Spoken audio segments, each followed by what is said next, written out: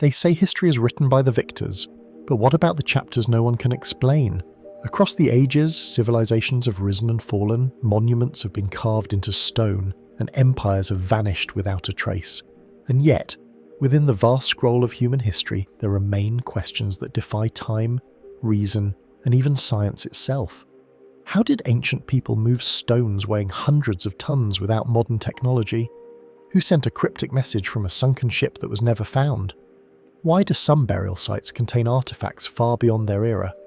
These are not the plots of fiction, but real events, real locations, real enigmas left behind by those who came before us.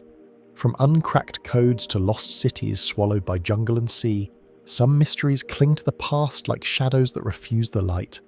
So sit back, relax, and let's dive deep into the stories that continue to haunt the historians, puzzle the archaeologists, and captivate the curious. These are the biggest historical mysteries that remain unsolved. In the heart of India, beneath the shadows of ancient palaces and temple spires that have watched the centuries roll by, whispers echo through time. Not whispers of war or conquest, but of knowledge. Hidden, guarded, forbidden knowledge. We begin in the city of Pataliputra, modern-day Patna, once the majestic capital of the Maurya Empire, a beacon of political and cultural power in the 3rd century BC. Towering stone structures, elaborate water systems, and vast libraries once filled this city. It was here, in the midst of its grandeur, that a man named Ashoka the Great ruled with wisdom, and some say secrets. Ashoka's reign marked a turning point in Indian history. After the bloody Kinga War, he renounced violence and embraced Buddhism, devoting himself to peace, governance, and the spiritual welfare of his people. But even as he turned toward compassion, there is evidence, fragmented, cryptic, that he founded something far more enigmatic, a secret society known as the 9 Unknown Men. According to legend, this Council of 9 was created to guard the most powerful knowledge mankind had ever known. Not to destroy it, not to share it, but to protect it. Ashoka, it is said, feared that unrestrained knowledge, especially of science, warfare, and the human mind, could bring ruin. That it needed guardians. But who were these men? What did they know? Accounts of this secret brotherhood are sparse and scattered, often passed down through folklore, fragments of texts or second-hand testimony. The French writer Louis Jacqueliot mentioned the 9 in the 19th century, long before the idea gained global attention. But it was in 1923 with the publication of The 9 Unknown by Talbot Mundy, a British writer and former intelligence officer, that the mystery began to stir imaginations across the world. According to these stories, each of the 9 men was entrusted with a book, each covering a distinct branch of forbidden knowledge. From the science of propaganda to the secrets of anti-gravity. From microbiology and the power of sound to time travel and communication with extraterrestrial life. Could these be mere fiction? The fanciful musings of writers blending mysticism and science fiction? Or is there something older, deeper at work? Something hidden in India's vast historical archives, temples and oral traditions. One of the supposed books is said to contain the science of physiology and touch. Methods to kill a man with nothing more than a subtle pressure on a nerve. Another, the key to creating invisible weapons of war through vibration and frequency. A third, a volume on alchemy, the transmutation of metals and the secrets of immortality. It would be easy to dismiss these as myths, but India's ancient texts such as the Vedas and the Mahabharata describe weapons and technologies that seem shockingly advanced to modern eyes. Flying machines called vimanas, projectiles that could burn entire cities to ash. Are these metaphors or memories? In 2001, a team of Indian scientists exploring ancient metallurgy discovered a column in Delhi that had not rusted in over 100 years. Some began to speculate, was this knowledge part of what the 9 Unknown preserved? The more one digs, the more the boundaries blur between verifiable history and tantalizing legend. There is no physical proof of the 9 Unknown Men, no scrolls, no artifacts clearly bearing their seal, only passing references and stories that appear time and again across centuries and cultures. Some say the society still exists, operating in silence, guiding scientific progress from the shadows, ensuring dangerous discoveries are either contained or never made public. Others believe they dissolved long ago, their books lost or hidden in remote monasteries, waiting to be found by someone worthy or reckless enough to use them. What gives this legend a peculiar weight is the recurring theme across civilizations of secret keepers, from the Egyptian keepers of the House of Life to the European Iranians and even the Vatican's sealed archives. There is a human impulse to guard knowledge, to protect the sacred from the profane. Could the 9 unknown men simply be India's version of this archetype? A cultural reflection of our collective fear of misused knowledge? Or is it something more literal? In recent years, whispers of the 9 have surfaced in conspiracy circles and fringe documentaries claiming that the group influenced major scientific breakthroughs, nuclear energy, wireless communication, even genetic engineering. But no credible evidence ties any of these developments to a hidden society, and yet the story persists. Why? Perhaps because it speaks to something deep within us. The idea that somewhere in the folds of history there exists a guiding hand protecting us not from external threats, but from ourselves, from what we might do if we knew too much too soon. Could such a group exist? Is it even possible in our modern era of leaks and digital transparency to conceal such immense power? Or have the 9 adapted, as legends often do, living not in shadows, but in plain sight, disguised as think tanks, scientific councils, or anonymous advisors to governments? No one knows. And maybe that's the point. Because whether the 9 unknown men were real or symbolic, the questions they raise are just as powerful as any answers we might find. What knowledge lies just beyond our reach? And who decides when, if ever, we're ready for it? As we leave behind the veiled world of secret knowledge and the 9 unknown men, our journey now takes us deeper into the sands of time to a place where history and myth converge beneath the sun-scorched landscape of ancient Mesopotamia, southern Iraq. Here in the arid basin where the Tigris and Euphrates rivers once nourished a cradle of civilization, lies a forgotten ruin, silent, desolate, sunken into the dust of centuries. Eridu. At first glance, Eridu appears like many other archaeological sites across Mesopotamia. Scattered mud brick walls, eroded ziggurat foundations, shards of pottery half buried in the sand. But this place is different. To many scholars, Eridu is not just any city, it is the first city. According to the Samaritans, it was here that kingship descended from heaven, here that civilization was born. The Samarian king list, an ancient text etched into stone and clay, begins with the words, "After kingship had descended from heaven, it was in Eridu, a city of divine origin, a city older than recorded time." Founded sometime around 5400 BC, Eridu grew into a center of spiritual life and early statehood. It housed the great temple of Enki, the god of fresh water, wisdom, and creation. At its peak, Eridu would have stood as a beacon on the Mesopotamian plain with grand ziggurats rising above reed houses, priests conducting rituals beside sacred pools, and fishermen working the now vanished marshlands that surrounded the city. And then, it was gone. What happened to Eridu? Historians tell us that over time, environmental changes likely altered the course of rivers, cut off water supplies, and turned once fertile land into desert. As the marshes dried and the population shifted, cities further north, Uruk, Lagos rose in prominence. Eridu was slowly abandoned, not destroyed, not conquered, just left behind. But the story is far from simple.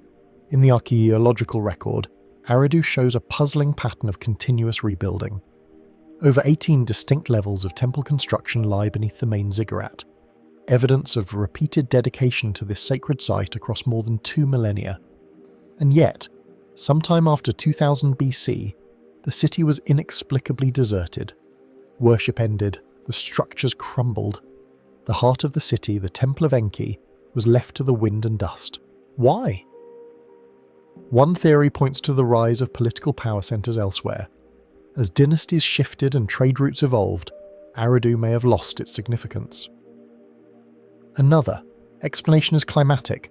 The encroaching desert, the salinization of soil from over-irrigation, and a declining water table made continued habitation impossible. But not everyone is convinced that natural decline fully explains Eridu's fate. The city's disappearance left a spiritual and cultural gap in Sumerian memory. Later texts refer to Eridu with reverence as a sacred city of the past, as a place where gods once walked among men. According to the Eridu Genesis, one of the oldest surviving flood myths, It was here that the gods first created human beings, and it was from here that the Great Flood swept across the world. Did the myth of the flood originate from an actual environmental catastrophe? Could rising sea levels or river floods have swallowed Eridu, giving rise to the stories that would later echo through Babylon, the Torah, and the Epic of Gilgamesh? Or was there something more, something hidden beneath the surface of legend? A few fringe theorists have gone further, suggesting that Eridu's abandonment coincided with a deliberate withdrawal of divine or extraterrestrial presence. They point to the unusual reverence given to Enki, often depicted not only as a creator god, but as a bearer of science, language, and technology. Some interpretations of Sumerian texts describe him as emerging from the Apsu, a cosmic subterranean sea. Others note his association with serpents, knowledge, and symbols that resonate far beyond Mesopotamian mythology. Could Eridu have been more than a city, a site of advanced learning, a portal to something unknown? Of course, such theories are speculative based on interpretations of metaphoric texts, poetic symbolism, and the inevitable gaps in our understanding of ancient worldviews. But even among mainstream scholars, Eridu raises questions that remain unanswered. Despite multiple excavations, much of the site remains unexamined, buried beneath layers of sediment and the challenges of modern geopolitics. Satellite imagery hints at broader structural patterns, roads, canals, and enclosures that suggest our Eridu may have once been far more extensive than what is currently visible on the surface. And then there's the troubling issue of alignment. The temple structures, like many in ancient Mesopotamia, seem oriented to celestial bodies, the sun, the moon, specific stars. Was this simply religious symbolism, or was Eridu also an ancient observatory? As with so many of the world's earliest cities, what we know is overshadowed by what we do not. Eridu stands as both a beginning and an end, a place where civilization emerged and where one of its first great lights quietly flickered out. Was it the climate that drove the people away? Political change? Forgotten war? Or was Eridu simply never meant to last? A city created for a divine purpose, fulfilled and then abandoned to myth. We may never know, but as the winds blow across its sun-baked stones, and as archaeologists continue their slow, careful work, one cannot help but wonder what still lies buried beneath the ruins of Eridu. What stories remain to be uncovered? And if Eridu was truly the first city, what does its vanishing tell us about the fragility of everything that came after? As the ruins of our Eridu sink beneath layers of myth and sand, our journey shifts westward toward a land where the desert is preserved more than it is buried. Egypt. Here, where the golden cliffs of the Theban hills rise above the western banks of the Nile, time appears frozen. The Valley of the Kings stretches silently across the arid ground. Its limestone faces hide tombs carved into the very bones of the earth. Kings and queens of Egypt's golden age lie here, shrouded in centuries of dust and ritual. Yet among the names we can trace, Ramses, Seti, Tutankhamun, one remains elusive. Pharaoh Thutmose II. His rule was brief, his legacy overshadowed by those who came before and after. And yet the mystery surrounding his final resting place has lingered for centuries, defying time, logic, and even modern science. Who was Thutmose I? Official records portray him as the fourth pharaoh of Egypt's 18th dynasty, ascending the throne around 1493 BC, the son of Thutmose I and the husband of the formidable Hatshepsut. His reign lasted for perhaps no more than 13 years. During this time, Egypt remained stable. No grand monuments were built, no major wars were waged. It was by most accounts a quiet kingship. But what happened after his death is anything but quiet. By tradition, pharaohs of the New Kingdom were entombed in hidden chambers beneath the cliffs where elaborate tombs held riches, sacred texts, and spells for the afterlife. And yet, for Thutmose III, no such tomb has ever been found. In 1881, a cache of royal mummies was discovered in Deir el-Bahari, a hidden shaft tomb containing dozens of pharaohs and noble dead, hastily readied by ancient priests during a time of tomb robing and crisis. Among them was a mummy identified as Thutmose Tehu, but here the mystery begins to unravel. The body had no accompanying inscriptions, no hoary goods, no tomb of its own, just linen wrappings and the faint memory of royal blood. The mummy itself raises more questions. Scholars who examined it noted signs of mistreatment, its chest caved in, its face mutilated. Some suggested the damage occurred during retrial. Others speculated about post-mortem political vengeance. And yet a deeper uncertainty remained. Was this truly Thutmose too? Without his original tomb, without an undisturbed context, the identification is at best tentative. So where was he buried? Some Egyptologists believe his tomb lies still hidden somewhere in the Valley of the Kings, perhaps beneath debris or near existing structures. The valley, after all, has revealed new secrets even in recent decades. Hidden chambers, unmarked shafts, tombs previously misidentified. Could Thutmose's final resting place simply be overlooked, waiting beneath the dust? But other theories stretch further. One suggestion is that Thutmose II was never given a formal burial at all. His reign, though legitimate, may have been politically fragile. Some evidence hints that his powerful wife, Hatshepsut, began consolidating authority even before his death. Was his burial rushed, improvised, or more radically deliberately erased? Ancient Egypt was no stranger to posthumous manipulation. Kings were routinely removed from records, their names chiseled from monuments, their tombs repurposed or desecrated. If Hatshepsut sought to legitimize her unprecedented rule as a female pharaoh, would she have hidden or redirected attention from her predecessor's grave? And then there are stranger possibilities. A handful of fringe theorists argue that the mummy found at Deir el-Bahari was a decoy, that the real Thutmose II was interred elsewhere in a secret tomb, perhaps one connected to Hatshepsut's own monumental mortuary temple at Deir el-Bahari, or even further afield outside the traditional royal necropolis entirely. Some point to inscriptions hinting at tombs yet undiscovered in the cliffs west of the Nile. Tombs deliberately concealed by the priests of Ammon to protect royal bodies from thieves and political unrest. Could Thutmose II's tomb be one of these? If so, what treasures or secrets might still lie sealed inside? Another curious detail lies in the style and structure of Tomb Cave II, a rarely discussed site in the Valley of the Kings. Initially thought to belong to a queen, some scholars have suggested that it might once have been constructed for Thutmose the Sin, but later repurposed. The evidence is inconclusive, but it adds to the atmosphere of shifting plans, hurried decisions, and hidden truths. The search for Thutmose II's tomb is not just an archaeological challenge. It is a window into the fragile power structures of ancient Egypt where legitimacy, legacy, and the afterlife were all woven tightly together. A pharaoh's tomb was not only a place of rest, but a political statement, a declaration of divinity, a fortress for the soul. What does it mean then when that place is missing? Does it signal shame, a quiet coup, forgotten king caught between two giants, his father Thutmose I the Thirst and his wife Hatshepsut? Or is it simply a casualty of time? The cliffs remain silent, the tomb entrances stare blankly from the valley walls, and somewhere, perhaps beneath the feet of tourists, perhaps beyond the reach of our tools, the true burial place of Pharaoh Thutmose II may still lie untouched, waiting to be discovered. Until then, the question lingers like the dry wind that winds through the Valley of the Kings. Where does a forgotten king sleep when history refuses to let him rest? As the shadows of forgotten kings linger in the tombs of Egypt, we journey now into a different realm of mystery, not buried in stone, but scattered in fragments of thought. We leave behind the sands of Thebes and find ourselves in the rugged hills of ancient Ionia, where the wind carries whispers of a voice lost to time. The city of Ephesus, nestled near the coast of what is now western Turkey, once stood as a crossroads of commerce, philosophy, and empire. Marble streets and columned facades once lined the city, echoing with the footsteps of traders, scholars, and sages. But among the many voices that rose from this city, one stands apart, enigmatic, elusive, and in many ways still unread. Heraclitus.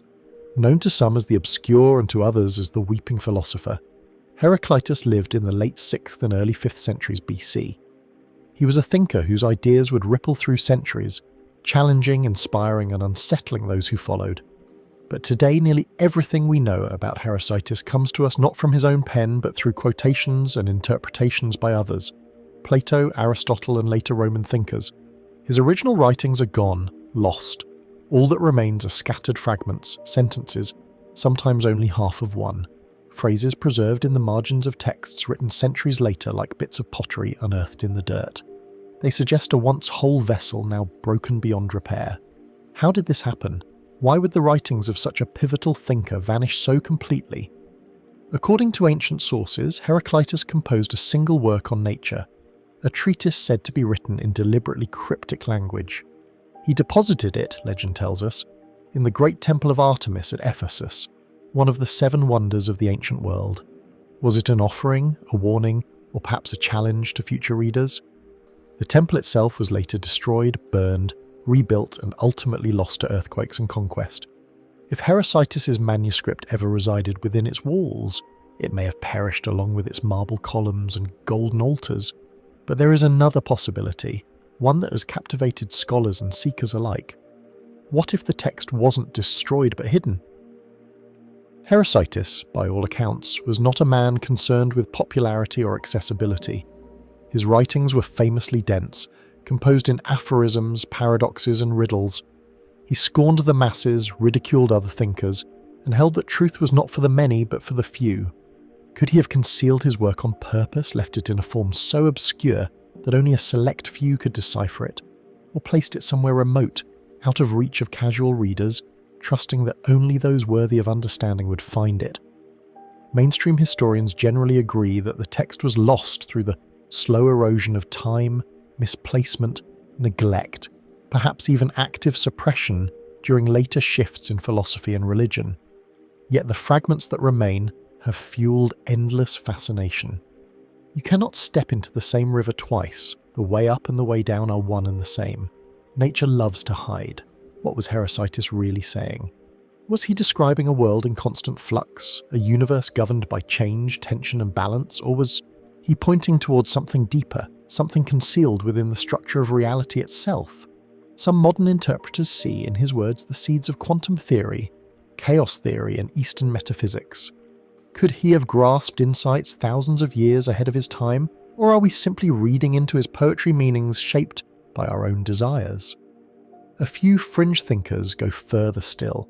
They speculate that Heresitis may have been the custodian of a more ancient wisdom, perhaps drawn from Egyptian, Babylonian, or even pre-Hellenic sources.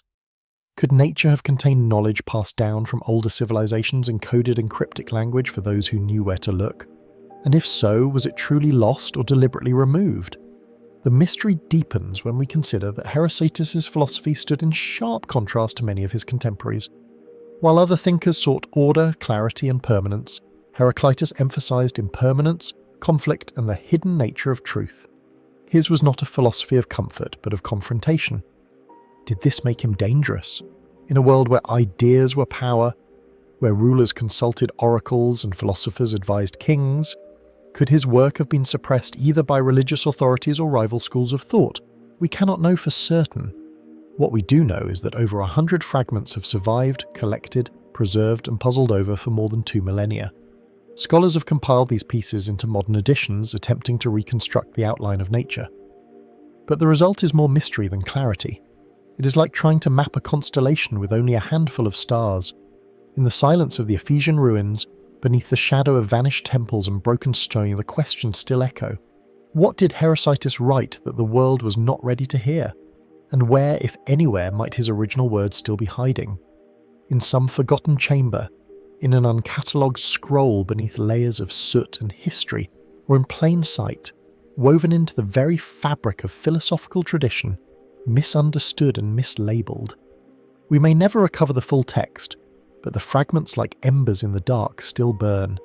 And perhaps that is the essence of Heraclitus himself. Not a man to be fully understood, but a voice to provoke thought, to unsettle, to remind us that some truths are not lost, only hidden, waiting for us to learn how to see. From the cryptic fragments of Heresitis scattered across time and continents, we journey now along the ancient arteries of knowledge itself. Eastward toward the Silk Road, where not only silk and spices once flowed, but ideas, philosophies, and the distant echoes of the stars. At the edge of the Gobi Desert in western China lies the remote town of Dunhuang. Surrounded by wind-sculpted dunes and golden cliffs, it stands like a sentinel between worlds, where traders, monks, and pilgrims once crossed paths on their way between east and west. Here, nestled into the sandstone cliffs, just outside the town, lies one of the world's most breathtaking archaeological treasures, the Mogo Caves. For centuries, these caves, hundreds of them, were carved and painted by Buddhist monks and artisans. Murals of heavenly realms and earthly kings adorn the walls. Sacred texts worn by use and reverence were copied and preserved. and in one of these caves, sealed behind a hidden wall, a secret waited in silence for nearly 1,000 years. Discovered in 1900 by a Taoist monk named Wang Yuanlu, the sealed library cave, Cave 17, contained a trove of more than 40,000 manuscripts, scrolls, and relics. Among them was something extraordinary, a delicate silk scroll over 6 feet long, covered in stars. It is known today as the Dunhuang star map, and it may be the oldest complete star atlas in the world, dating from sometime between the 7th and 10th centuries AD. The map displays over one star grouped into recognizable constellations plotted with remarkable precision. The heavens are divided into zones and constellations from both Chinese and some argue non-Chinese traditions appear. Each star is marked not only by location but by name, classification, and significance. At first glance, it appears as a straightforward piece of medieval astronomy, a sophisticated work certainly, but not unique in the annals of early science. Yet as scholars and astronomers have examined the Dunhuang star map more closely, questions have begun to emerge. How did the creators of this map attain such astronomical accuracy without the benefit of telescopes? Why do some of the depicted star positions align better with older epochs, possibly centuries before the accepted date of the scroll's creation? And most intriguingly, what sources were used to compile this celestial guide? Mainstream historians note that Chinese astronomy was indeed highly advanced. As early as the 4th century BC, Chinese astronomers recorded solar eclipses, tracked planetary movements, and catalogued thousands of stars. The Han Dynasty's Book of Silk, for instance, includes detailed records of constellations and omens. Yet the Dunhuang star map is different. It appears not merely observational, but synthetic, a compilation of a knowledge accumulated across cultures and centuries, drawn together with a precision that seems ahead of its time. Some scholars have pointed to evidence that Indian, Persian, and even Greco-Roman influences may have shaped the map. The Silk Road, after all, was more than a trade route. It was a corridor of ideas. Could the star map reflect a convergence of Eastern and Western astronomical knowledge, unified in a single elegant document? Others notice peculiar features. Certain constellations on the map do not conform to standard Chinese traditions. Some even resemble patterns known in Mesopotamian or Hellenistic systems. Is this coincidence, or does it suggest a more complex cultural exchange? One perhaps lost to the ravages of time. And then come the more speculative questions. Some researchers have wondered aloud, was the Dunhuang star map purely an astronomical tool, or was it also spiritual? Its proximity to religious texts, its symbolic motifs, and the inclusion of mythic creatures suggest that the stars were not just observed. They were interpreted, worshipped, embedded within a cosmological framework that saw the sky not as empty space, but as a living realm. Could this star map have been used not merely to chart the heavens, but to divine fate, understand the soul, or even chart the passage to enlightenment? A few fringe theorists go further still. They note that some stars and constellations in the Dunhuang scroll appear in groupings not aligned with the night sky as seen from Earth. Could this be an attempt to represent the sky from a different perspective, a symbolic one, a metaphysical one, or even a view not of the sky we see, but of one remembered? Of course, such interpretations are speculative, and many questions remain grounded in the more terrestrial challenges of dating, authorship, and intent. We still do not know who created the Dunhuang star map. Was it the work of a single monk astronomer, a team supported by the Tang imperial court, or a travelling scholar from further west, carrying fragments of knowledge from other lands? The text that accompanies the scroll is sparse. The names are mostly silent, and the paper trail, if one ever existed, has long since blown away into desert dust. What we're left with is a remarkable artefact, elegant, precise, mysterious. It now resides in the British Library, far from the silent caves where it once lay hidden for centuries. Scholars continue to analyse its content, to map its stars against modern coordinates, to understand its layers of influence. But the deeper questions, the ones that stir something ancient in us, remain unanswered. Why was it hidden? What deeper purpose might it have served? And what other scrolls, perhaps still sealed behind walls, buried in forgotten caves, or mistaken for something ordinary, might hold further pieces of this celestial puzzle? The sky, after all, is eternal, but our understanding of it is not. And somewhere, perhaps in the vast corridors of the Silk Road, or in the hands of a long-forgotten monk, the missing pages of humanity's dialogue with the stars still wait to be found. From the star-strewn scrolls of Dunhuang, where the cosmos was charted in ink and silk, we drift into another shadowed chapter of history. One not carved in stone or painted on cave walls, but whispered through the corridors of vanished faiths. Our path now leads to the heart of ancient Mesopotamia, to the remnants of a movement that once spanned continents and dared to unify the light of all religions under a single truth. Here, amidst the arid plains of Sasanian Persia in the 3rd century AD, a man named Mani walked a path few dared to tread. A prophet, a philosopher, and an artist. He claimed to speak not just of one revelation, but of all: Christianity, Zoroastrianism, Buddhas.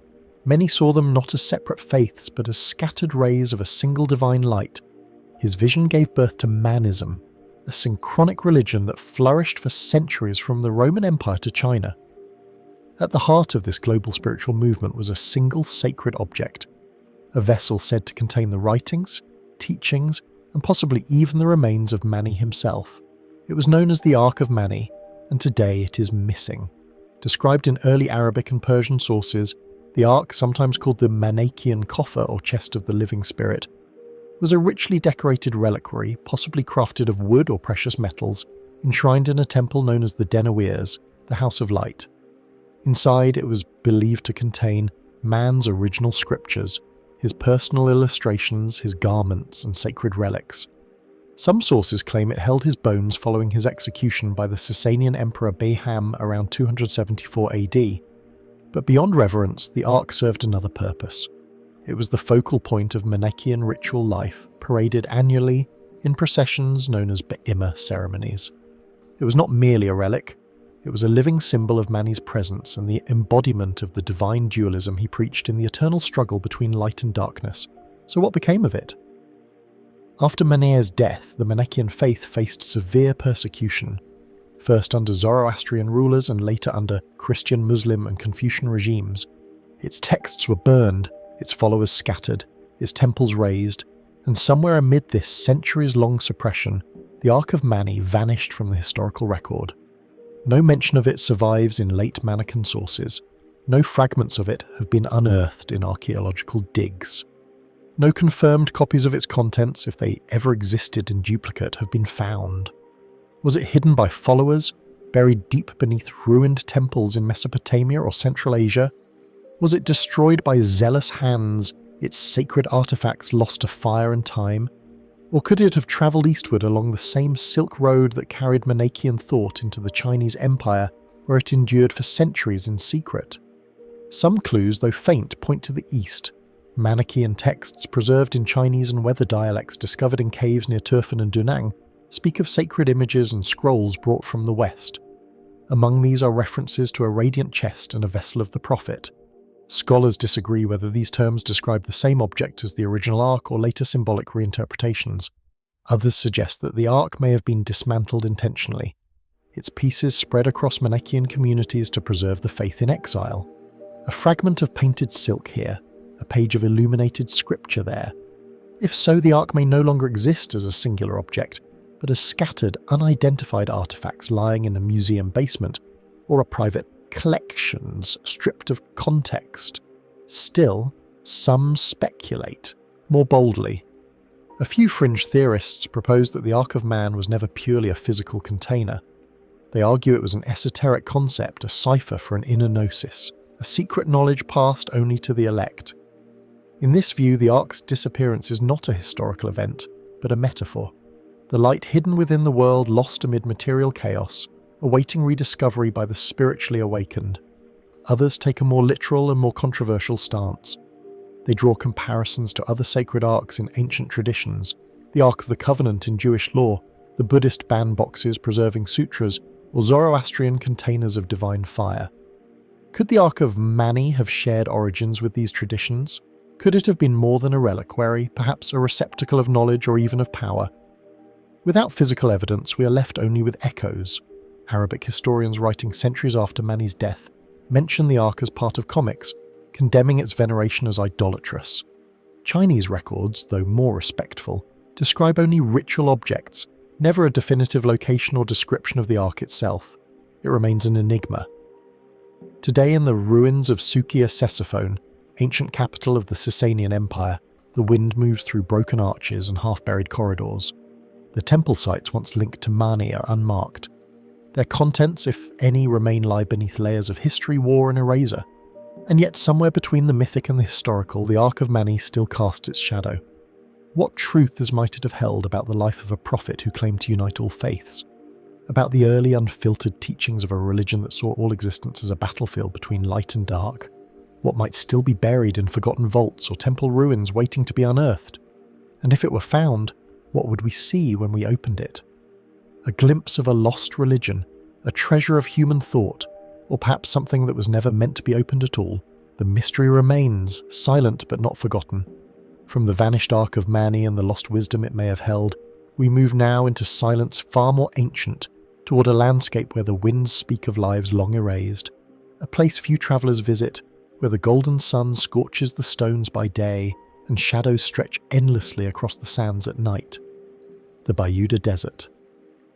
Located between the Great Bend of the Nile in modern-day Sudan, the Bayuda lies hidden between the fertile riverbanks of Nubia and the arid expanse of the Sahara. To the untrained eye, it appears lifeless, harsh, empty, vast. But look closer and the desert begins to whisper. Among the volcanic craters and basalt hills scattered across remote valleys and rocky plateaus lie hints of something extraordinary. Thousands of stone circles, burial mounds, and megalithic alignments. Structures whose origin remains a mystery. No written records, no names, no known cities. Only shapes carved in stone left behind in the stillness. Who built them? When and for what purpose? Archaeologists have only begun to scratch the surface. Satellite imagery has revealed vast networks of circular tumuli. Some simple heaps of stones, others arranged in concentric rings with radiating spokes, eerily symmetrical and clearly intentional. Many are aligned with the stars or cardinal directions. The resemblance to other ancient megalithic structures like the stone circles of the Sahara or even Britain's Stonehenge has sparked comparisons, though no direct connection has been proven. Radiocarbon dating, where available, suggests these structures may be over 2,000 years old. Some may even date back further to the distant shadow of the 3rd millennium BC. And yet no central city has been found. No temples, no palaces, no surviving script. Only the burials remain, silent in the sun. Mainstream scholars propose these were likely built by nomadic or semi-edentary peoples, possibly precursors to the Moitic or Kushite cultures that flourished along the Nile. Perhaps they were burial sites for local chieftains or astronomical markers used by desert-dwelling tribes. But even this leaves us with more questions than answers. Why are so many of the structures clustered in precise patterns? Why do some form geometric alignments that stretch for miles across the desert? Were these sacred pathways, ritual landscapes, primitive calendars? And what of the people themselves? In a region once considered peripheral to the grand narratives of Egypt and Nubia, could there have existed an entirely separate cultural horizon, an unrecorded civilization whose influence has been lost beneath centuries of windblown sand? Some fringe theorists have speculated wildly. They suggest that the builders of Bayuda's stone circles may have been survivors of the so-called Green Sahara, a time around 9000 to 4000 BC when the desert was lush, dotted with lakes, and home to thriving human settlements. As the climate changed and the rains receded, did these people retreat into the highlands of Bayuda, preserving fragments of their culture in stone? Others point to the curious similarities between the Bayuda mounds and tumuli found in distant parts of the world, from Central Asia to North Africa to even Northern Europe. Is this a case of independent development converging on similar forms through shared human needs? Or does it hint at forgotten networks of migration, trade, or ritual exchange that once spanned continents? Still more speculative are the voices that tie Bayuda's enigmatic remains to lost kingdoms, referenced only briefly in ancient texts. The land of Yam, for instance, a territory mentioned in Egyptian inscriptions from the 6th dynasty, was said to lie deep in the south, beyond Nubia, beyond known maps. Could the builders of Bayuda's stone circles have been part of this elusive culture? Or were they the ancestors of a people whose name has yet to be uncovered? Despite modern advances, the Bayuda remains largely unexplored. Political instability, remoteness, and environmental challenges have kept most archaeological teams away. A few expeditions have catalogued sites, but comprehensive study has barely begun. Even so, the evidence is mounting. In 2011, an Italian research team documented hundreds of previously unrecorded tumuli using satellite imagery, structures with clear geometric layouts, and even what appeared to be causeways linking them. These were not random piles of stone. They were designed, they were planned, and they were meant to last. But what they signified remains unclear. Was the desert once a sacred space where the dead were laid to rest under the open sky close to the stars? Were these monuments part of an ancient system of celestial observation? Or do they point toward a worldview no longer comprehensible to us? Rituals and beliefs that left no written word, no oral tradition, only the hard language of stone. The Buddha desert does not yield its secrets easily. The wind continues to sweep across the craters and canyons. The sun continues to bleach the stones. But somewhere beneath that silence, beneath the volcanic rock and endless dunes, an entire chapter of human history may lie waiting. What might we discover if we listen more closely, if we map more thoroughly, if we finally stand not at the edge of this desert, but within its heart? And if we do, will we find forgotten people or a forgotten story written across the land? Not in ink or parchment, but in the very bones of the earth. The mystery remains. As the winds of the Bayuda Desert brush over forgotten stone circles and vanished cultures, we now step into a world shaped not by sand or stone, but by prophecy.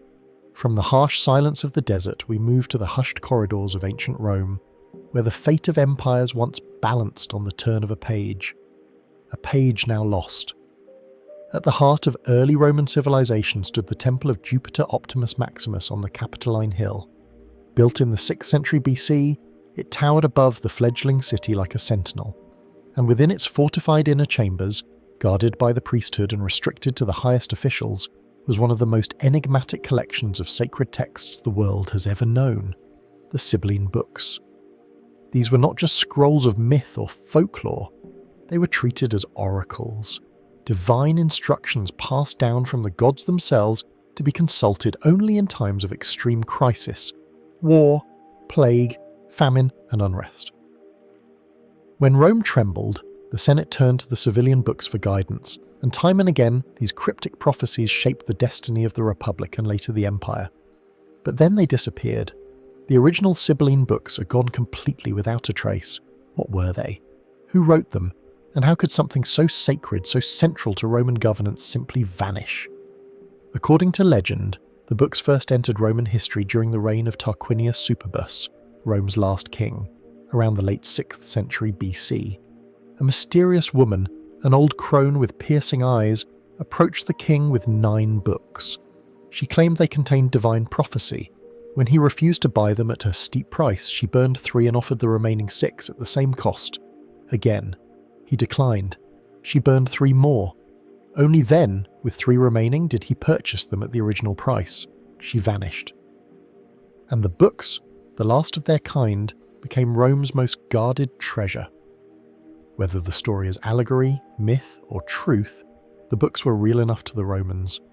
Entrusted to a group of elite priests known as the Dueri Sacris Facundis, later expanded to 15. They were kept sealed, brought out only by decree of the Senate and interpreted in hushed tones, often triggering massive public rituals or changes in law. But what did the books actually contain? Their exact content remains unknown. Written in Greek hexameter, the verses were said to be layered in metaphor and obscurity. Some accounts suggest they included foreign customs and rites, many of which were later adopted into Roman religious practice, such as the worship of Cybele, the great mother from Anatolia. Others claim they warned of eclipses, disasters, or divine displeasure. Yet historians are divided. Were they genuine prophetic texts, political tools cloaked in mysticism, or something else entirely? Regardless, they remained untouched by the public. Their mystery was part of their power. That is, until they were lost. In 83 BC, a fire ravaged the Temple of Jupiter.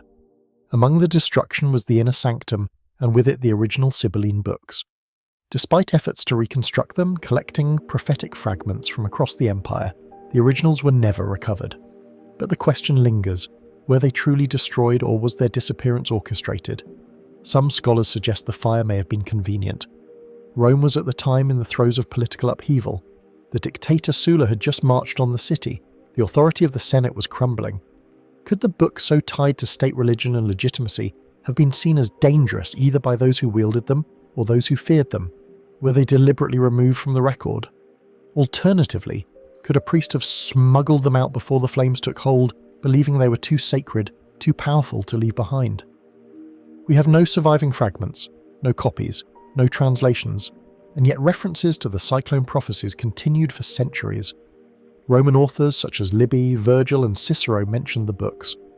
Later, Christian writers too speak of sibyls, prophetesses whose visions seem to anticipate the coming of Christ. Some even claimed the church absorbed sibling wisdom into its early theology. Is it possible then that remnants of the original books were preserved, rewritten, hidden within later religious texts, stripped of their origin, but not of their message? A few fringe theorists go. Fringe theorists. Further still, they point to striking similarities between prophecies ascribed to the Sibyls and those in ancient Mesopotamian or Persian traditions. Could the civilian books have been fragments of older wisdom brought westward through trade, conquest, or even secret religious movements? Others wonder whether they were never truly books at all. Could the term civilian books have referred not to scrolls in the traditional sense, but to a collection of oral traditions, encoded rituals, or mnemonic devices passed down among a hidden priesthood? If so, perhaps what burned in 83 BC was only the outer shell, not the secret within. Today, scholars must rely on second-hand references and the vague echoes of influence that ripple through Roman religious policy. But the books themselves, their verses, their true power, their mysterious origin, remain lost. A fragment of thought once held sacred by one of history's greatest empires. What did they truly say? Did they warn of an empire's fall, of a coming saviour, of distant civilizations or celestial events? And more haunting still, is it possible that somewhere beneath the ruins of the Capitoline Temple in a sealed vault, or hidden among other ancient texts mislabeled and forgotten, the sibling books still exist, waiting to be read to speak once more? As the gold veins of Great Zimbabwe fade into silence beneath the ancient stone, we now turn our gaze east toward the lush river deltas and dense jungles of Southeast Asia. Here, where the Mekong River empties into the sea in a vast fan of silt and winding channels, the land seems timeless. Rice paddies stretch into the horizon, birds skim the still waters, and the humid air hangs heavy with the scent of earth and rain. But beneath this green abundance lies the memory of a forgotten kingdom, a place once hailed as the first great civilization of mainland Southeast Asia, a land called Funan. According to Chinese chronicles, Funan flourished from the 1st to the 6th centuries AD. It was a maritime power, a crossroads of commerce that connected the Indian Ocean to the South China Sea. Chinese envoys wrote of its canals and palaces, its gold ornaments and Sanskrit inscriptions. Indian texts speak of a distant kingdom rich in jewels and elephants, ruled by men well versed in dharma and trade. And yet today there is no capital to be found, no grand monuments, no royal tombs carved in stone. Where did Funan go? The name Funan itself is not local, it comes to us through Chinese records, perhaps a transliteration of an unknown native word now lost. The people of Funan left no known texts of their own. What we know comes from foreign eyes, Chinese diplomats, Indian traders, and much later French colonial archaeologists who tried to piece together its existence from buried fragments. But the puzzle is incomplete. Funan's supposed heartland lay in the lower Mekong Delta, in what is today southern Vietnam and Cambodia.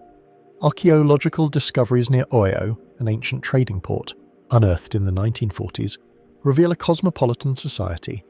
Roman coins, Persian glassware, Indian sculptures, and Chinese ceramics have all been found here. The diversity of these finds suggests a kingdom deeply embedded in international trade well before the rise of Angkor or Srivijaya. Canals, some still visible by satellite, crisscross the land. Evidence of sophisticated water management and planned agriculture. Brick temples, once mistaken for later Khmer architecture, have been dated to the early centuries AD. It seems clear a great kingdom was here. And yet around the 6th century AD, the voice of Funan went silent. Chinese sources stop mentioning it. The archaeological footprint wanes. The name disappears, replaced by a new power, Chenla, a kingdom that would later give rise to the Inoran Empire. But the transition is not well understood.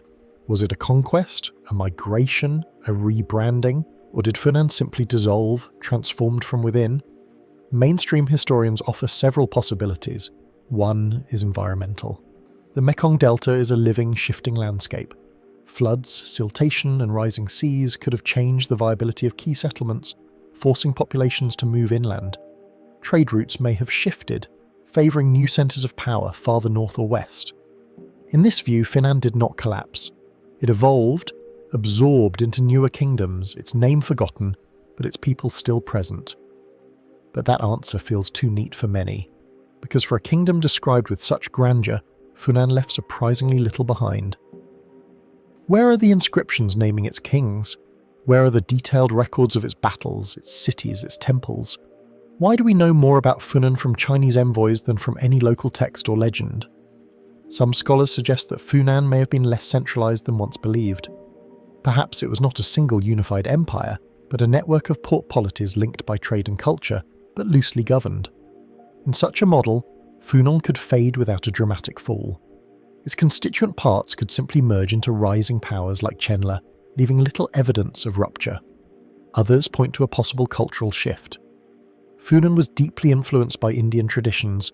Its rulers adopted Sanskrit titles, Hindu cosmology, and even Indian-style temples. But by the 7th century, a distinct Khmer identity began to emerge. Could the name Funan have been abandoned as part of this shift in self-perception? Could the political elite have chosen to erase or rename the past as a new cultural narrative took shape? And then there are more speculative voices. Some theorists question whether Funan was even a single place. Could it have been a name assigned by foreign observers to a variety of loosely affiliated trading cities across the delta? Could it have referred more to a region than a state?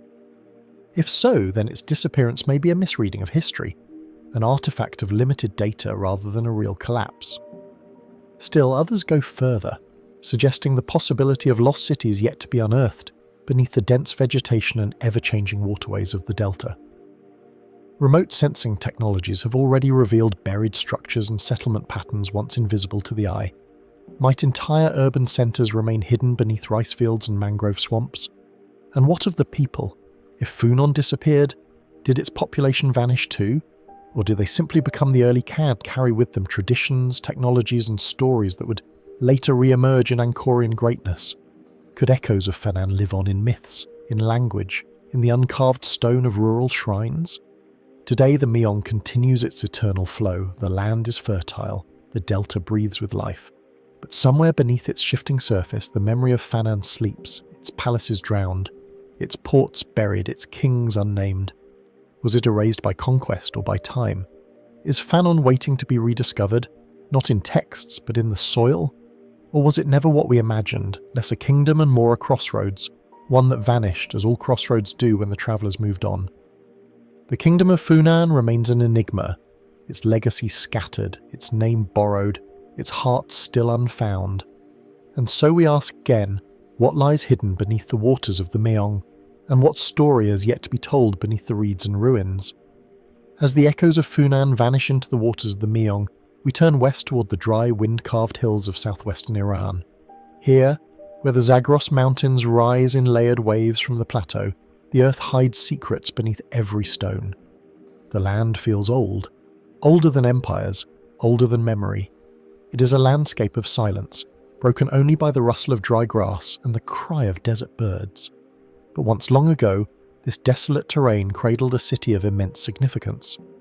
Anan mentioned in ancient inscriptions and royal lineages, Anshin was one of the principal cities of Elam, a civilization that thrived long before Persia claimed the plateau. Elam is often overshadowed in modern history by its more famous neighbours, Sumer, Babylon, Assyria, and later Persia. But it was no less vital. It was a culture of builders, scribes, and kings, and Anan, its heartland city, stood at the crossroads of myth and empire. But where is Anan now?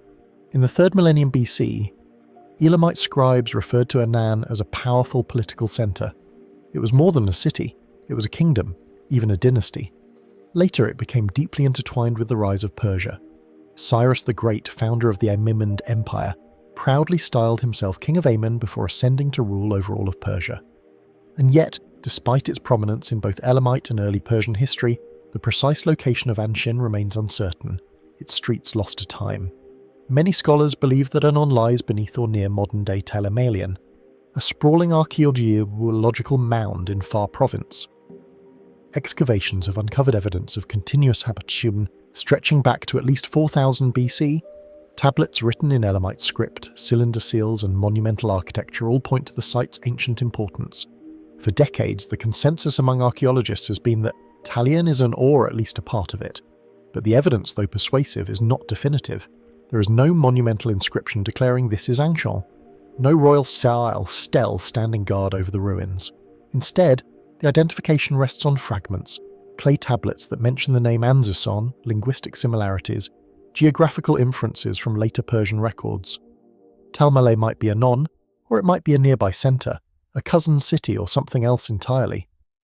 If Talai Malan is Anon, then why is so little of the grandeur described in Elamite texts visible?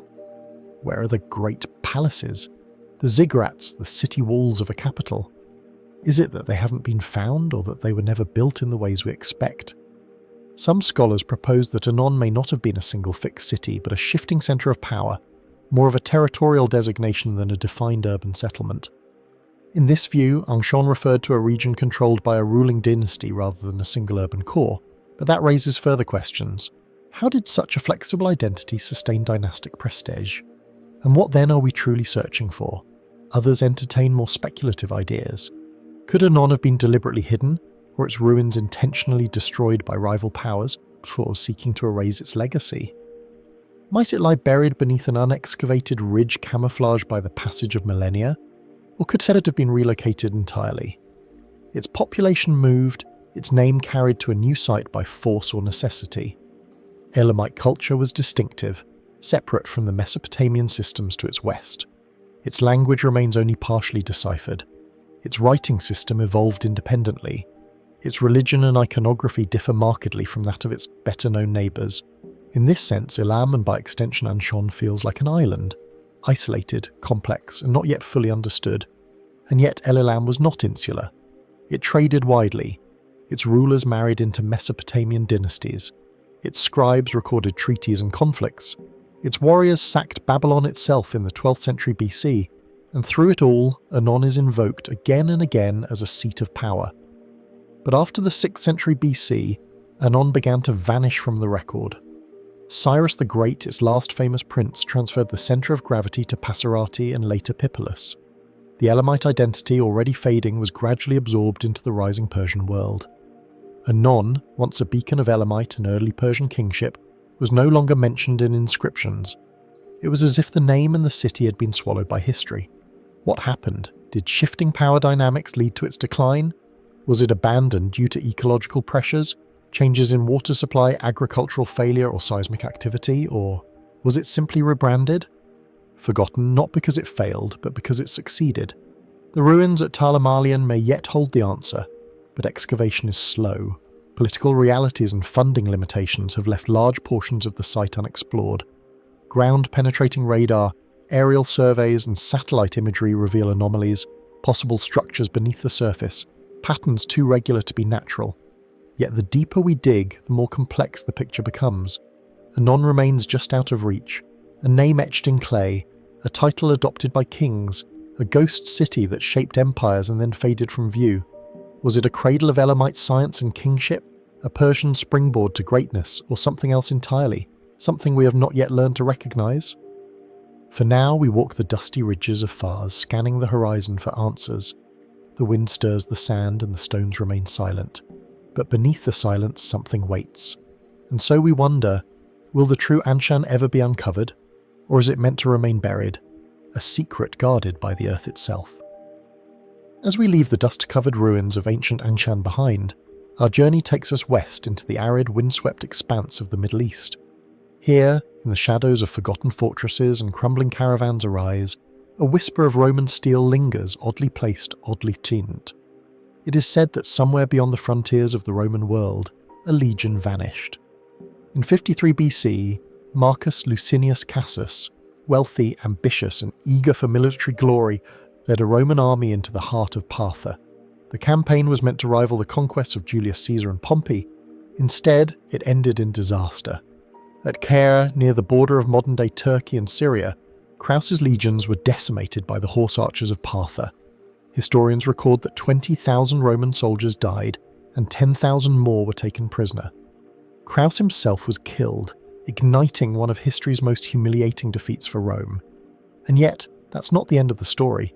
What happened to the survivors, those 10,000 captured legionaries?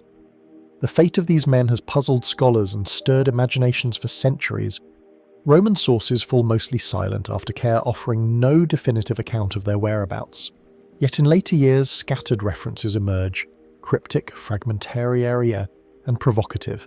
The Greek historian Pliny the Elder, writing in the 1st century AD, mentions a strange town in the east, occupied by descendants of Roman prisoners. Another account from the Chinese Honshu speaks of a mysterious group of foreign warriors encountered on China's western frontier in 36 BC. Soldiers who fought in a fish-scale formation, a term some interpret as a reference to the Roman test or tortoise formation. Could these be the same men?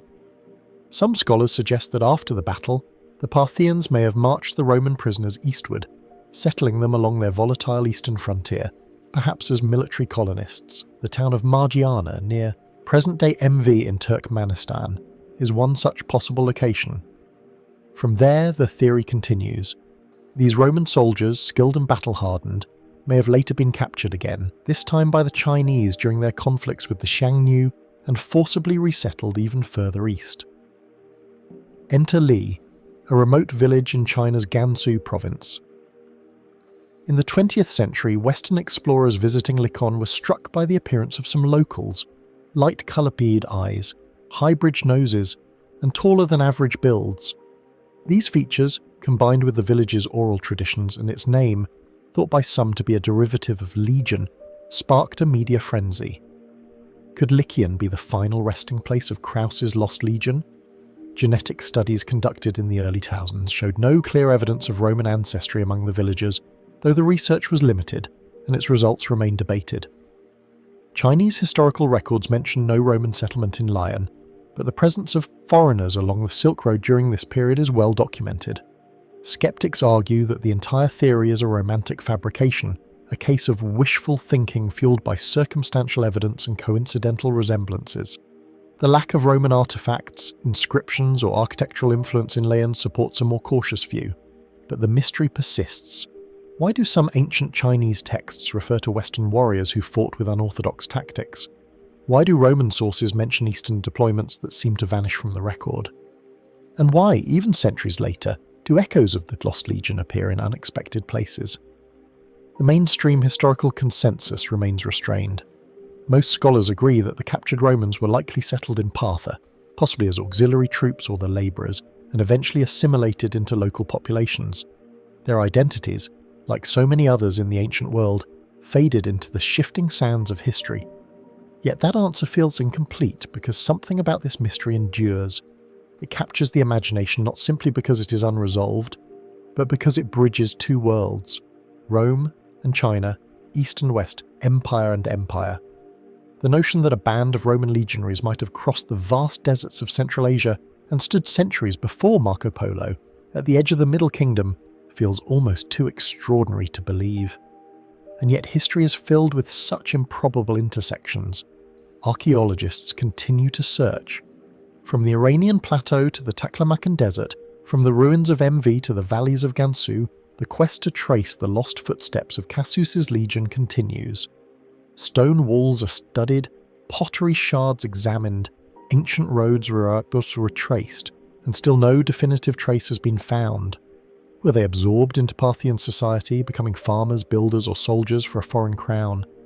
Did they serve in distant battles, defending cities they'd never imagined? Or did they vanish entirely, lost to time, their story surviving only as legend? For now, the fate of the Lost Legion remains one of history's great riddles, a gap in the narrative where myth and fact intertwine.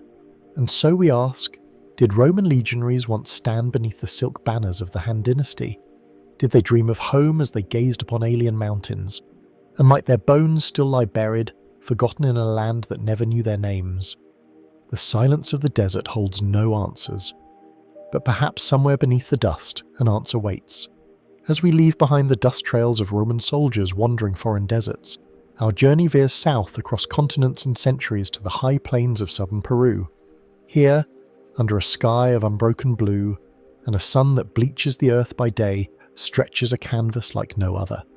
A barren expanse known as the Nazca Desert. At first glance, it is an empty place. Winds howl across dry soil, the heat is oppressive, the land gives nothing easily. Yet from above, from the eye of a bird or a god, a startling vision unfolds. Etched into the desert floor are vast figures. Hummingbirds, monkeys, spiders, trees, and geometric shapes so large they are nearly invisible from the ground. These are the Nazca Lines. Geoglyphs drawn with astonishing precision spanning more than 400 square kilometers, created between 500 BC and 500 AD. They are among the most enigmatic creations of the ancient world. Who made them? Why did they draw images that can only be fully appreciated from the sky when the culture that created them left no evidence of flight? We know the Nazca people who inhabited this region more than 2,000 years ago were master engineers. They constructed underground aqueduct systems, Puccio, to bring water to an unforgiving land. They developed ceramics, textiles, and rituals woven deeply into the rhythms of nature. And yet, of their greatest achievement, they left no written explanation. Archaeologists have studied the lines for decades. Some figures stretch hundreds of feet long. The largest, a pelican, is over 900 feet in length. Others are simple lines, long, straight, and eerily accurate, spanning vast distances. Some intersect, others radiate like spokes from invisible hubs. The technique used to create them was deceptively simple. Dark rocks on the desert surface were scraped away, revealing lighter soil beneath. The dryness of the region and the lack of erosion have preserved them remarkably well, but simplicity of method does not explain the complexity of purpose. One of the earliest and most enduring theories comes from German mathematician Maria Reiche, who dedicated her life to studying the lines. She believed they were a giant astronomical calendar aligning with the solstices and key celestial events. Indeed, some lines do seem to point towards significant solar and lunar risings. The Nazca may have used the desert as a sacred observatory, an open sky temple tracking the rhythms of the heavens. But not all the lines align with stars. Others, like the Wub, intricate animal figures, defy astronomical interpretation. Why would a civilization that struggled to survive in a desert devote such enormous effort to art that could not be seen? Some researchers have turned to the Nazca people's greatest challenge: water. In a landscape where rainfall is almost non-existent, managing water was a matter of life and death. Some theorists suggest the lines may have functioned as ritual pathways, processional routes used in ceremonies to invoke rain. The drawings of animals and plants could represent waterline deities or fertility symbols. Walking these lines may have been an act of prayer, a spiritual journey across sacred space. Yet even this explanation does not account for the full range of shapes nor the scale, nor does it explain the effort required to maintain and protect them for centuries. This opens the door to more speculative interpretations. Could the Nazca lines have been messages to the gods meant to be seen from the sky? Some suggest they were part of a religious worldview in which deities resided above in the sun, moon, and stars. The images then might have served as offerings, celestial graffiti for divine eyes. Others go further. In the mid-10th century, a popular fringe theory emerged, suggesting the lines were ancient runways or navigational aids for alien visitors. Proponents of this idea point to the immense scale and precision, as well as the apparent lack of immediate earthly utility. These claims, though widely criticised by mainstream scholars, persist in public imagination. There are also hypotheses of acoustic paths, routes used in sound-based rituals, where drums and chants might reverberate along the flat terrain in structured ways. Others look at the lines as territorial markers or maps of underground water systems. Still others propose they were ritual mazes designed for pilgrims to walk in meditative patterns, symbolically entering into communion with nature or spirit worlds. And yet despite all these theories, no single explanation accounts for all the forms and figures. The combination of function and symbolism, the blend of geometry and natural imagery, the interplay of space and silence, it all resists a definitive conclusion. Why does the hummingbird point so perfectly toward a mountain range? Why are there dozens of spirals yet only one human figure, a towering form known as the astronaut, etched into the side of a hill, gazing outward with arms raised? Was it a map, a ritual center, a cosmic mirror, or was it something entirely different, something we have not yet imagined? In recent years, new technologies have revealed previously unknown lines buried beneath the sand or too faint for human eyes. Drones and satellite imagery continue to uncover new figures, ones that had remained hidden for thousands of years. And with each new discovery, the mystery deepens rather than resolves. Perhaps that's the nature of the Nazca lines, meant not to be solved, but contemplated. A puzzle. Inscribed in the desert, not as a code to be cracked, but as a dialogue between earth and sky, people and gods, past and future. And so we ask, what were the Nazca really trying to say across these empty plains? And if we could somehow hear the silence they left behind, would we finally understand? As the mystery of the Nazca lines fades into the silent wind of the Peruvian desert, we cross oceans and centuries once again, this time into the heart of ancient Rome. Amid the ruins of marble forums and crumbling columns where the whispers of empire still seem to echo through time, there is one name that looms above all others: Gas Julius Caesar, a conqueror, orator, and political genius, a man who redefined the fate of Rome and whose death marked the twilight of a republic. His deeds are carved into stone and inked in the scrolls of history, but among the many relics associated with his life, one remains conspicuously absent: his sword, not just a weapon of war, but an extension of the man himself. This was no ordinary blade. Described by ancient sources as a finely crafted Spanish steel gladius, it was likely gifted or acquired during Caesar's early campaigns, perhaps in Hispania. Some historians believe it may have been his companion in the big wars, in the civil war against Pompey and ultimately during his rise to dictatorship. But what became of it? Caesar's final moments are as dramatic as any tale in Roman history. On the tides of March 44 BC, he was assassinated by members of the Senate, stabbed 23 times at the base of the Curia of Pompey. He fell, not in battle, but beneath the statue of his former ally and rival, Pompey the Great. In the chaos, his cloak was torn, his body left bleeding on the steps. But what of the sword he so often carried? Some accounts suggest he was unarmed that day, lulled by a false sense of trust.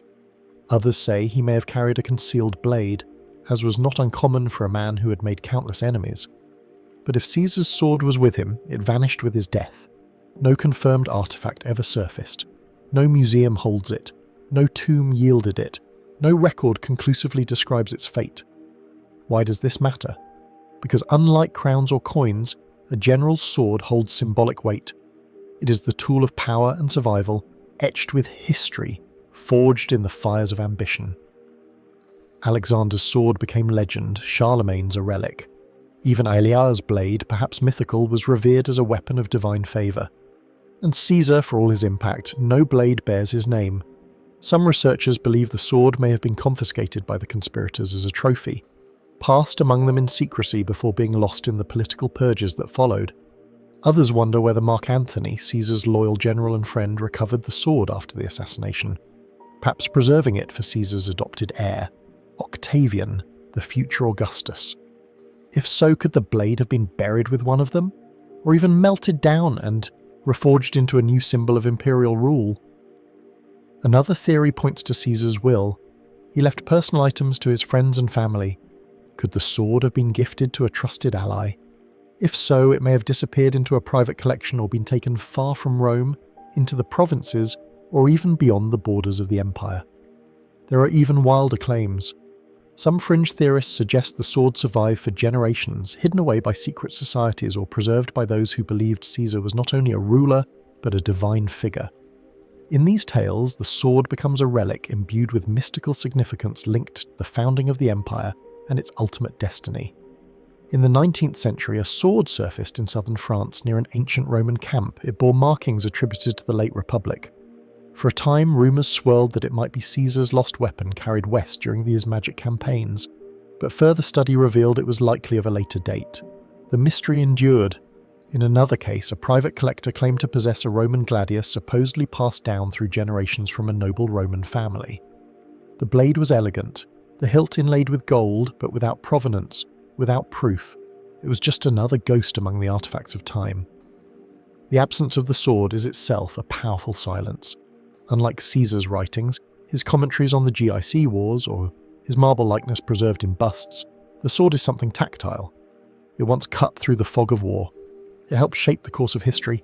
Its weight was felt on battlefields from Britain to Greece, and yet we cannot find it. Could it lie buried beneath centuries of rubble in Rome, hidden in a forgotten chamber beneath the Palatine Hill? Was it lost during the looting of the Roman treasury and later invasions? Or does it rest in the earth somewhere far from home, buried with a soldier who dared not reveal what he had taken? More than a weapon, Caesar's sword represents a connection between myth and man, a reminder that even those who seem larger than life once gripped cold steel, once trusted in the strength of a blade when all else fell away. Perhaps in the end its disappearance reflects something deeper, the idea that power, like empires, does not last forever, that even the sharpest of swords in time succumbs to rust, to earth, to memory. And so we ask, is Caesar's sword truly lost, or is it waiting to be found? Will it someday emerge from the soil to rewrite what we know, or will it remain, like so much of the past, a mystery the present can only glimpse from afar? As the echoes of Roman conquest fade into the dim corridors of history, our path leads eastward across the Mediterranean toward the shimmering coast of northern Africa. There, under the golden haze of the Egyptian sun, once stood a city unlike any other, a place of ideas, of flame, of signets and light. Alexandria, founded by Alexander the Great and crowned by one of the 7 wonders of the ancient world. Alexandria was a beacon of knowledge. Within its legendary library, hundreds of thousands of scrolls were said to be housed. Texts from Greece, Persia, India and beyond. Mathematics, astronomy, medicine, philosophy, all preserved under a single roof. And among its brightest minds was a woman whose name has outlasted both empire and flame, Hypatia, born around 360 AD. Hypatia was the daughter of Theon, a mathematician and philosopher. She was more than a scholar. She was a teacher, a thinker, and in many eyes, a symbol of wisdom itself. Draped in flowing robes, she walked the marble streets of Alexandria unafraid, addressing crowds of men on complex theories of geometry and the cosmos. But Hypatia left behind something that still eludes us, her writings. We know she wrote, we know she calculated. We know she taught her students, including prominent Christian thinkers like Ctesias of Cyrene, spoke of her with reverence. She is credited with commentaries on Diphantis, Apollonius and possibly Tammy's Almamest. Her work, it is said, refined the mathematics of the ancients, improved astronomical instruments, and advanced knowledge of conic sections, and yet not a single original text has survived. What happened to them? The tragedy of Hypatia is often recounted in blood. In 415 AD, she was brutally murdered by a Christian mob, torn from her chariot in the streets, dragged to a church, and killed in a way that stunned even her enemies. It was a moment historians have described not just as the death of a person, but the symbolic end of the classical world. After her death, many of the philosophical schools in Alexandria began to fade. Pagan thought, of which Hypatia was a guardian, was increasingly viewed as heresy. Her works, some suspect, were destroyed as part of this suppression. But were they all burned, or were some hidden? Some historians believe that fragments of her work may still exist, buried under false names, embedded in the writings of her students, or lost in the tangle of later scholastic texts. Synesius, for instance, refers to her correspondence and her thoughts on philosophy and science. Did he preserve her teachings disguised as his own? Others wonder whether copies of her writings were once stored in the Serapeum, a daughter library of the great Alexandrian library. When the Serapeum was destroyed by Christian zealots in the late 4th century, it is possible that scrolls containing Hypatia's commentaries perished in the fire. If so, her legacy might have vanished in a single night of flame and dust. And yet, tantalizing hints remain. Some suggest that her reworking of Daperpantis' Arithmetica helped preserve that work into the Islamic Golden Age, where mathematicians like Al-Khwarizmi built upon its concepts. Could her annotations lie dormant in medieval Arabic manuscripts mislabeled or misattributed? Could they be sitting even now in a library in Fez, Istanbul or Tehran, waiting to be deciphered? A handful of fringe theorists go further. They claim Hypatia was part of an esoteric tradition, one that guarded ancient knowledge stretching back to Egypt's earliest dynasties. In this view, her writings were not merely commentaries on Greek texts, but encoded treatises on lost science, celestial mechanics, or even philosophical keys to sacred geometry. These theories, while unprovable, reflect a hunger, the sense that something vital was lost when Hypatia's voice was silenced. And then there are the manuscripts that have disappeared from view. In the 18th and 19th centuries, European collectors and explorers brought back thousands of papyri and scrolls from Egyptian tombs and ruins. Some were stored, others sold, a few were lost in transit or in wars. Could one of them have contained her work? In 1898, during an excavation near Oxy Incus, archaeologists discovered a massive cache of papyri, fragments of plays, letters and mathematical texts. To this day, many remain untranslated. Some scholars hope that buried among them might be a few lines in Hypatia's own hand, but how would we know? She wrote in Greek like many others. She commented on works shared by dozens of thinkers. Without a signature, without a clear reference, her voice might already be among us, hidden in plain sight. There is also the possibility that her legacy survives not in parchment, but in the geometry of later thinkers. Some mathematical concepts attributed to medieval scholars may have roots in her teachings, distilled and transmitted through generations, their origin forgotten, but their form preserved. So we are left with questions. If Hypatia's writings could be found, what might they reveal?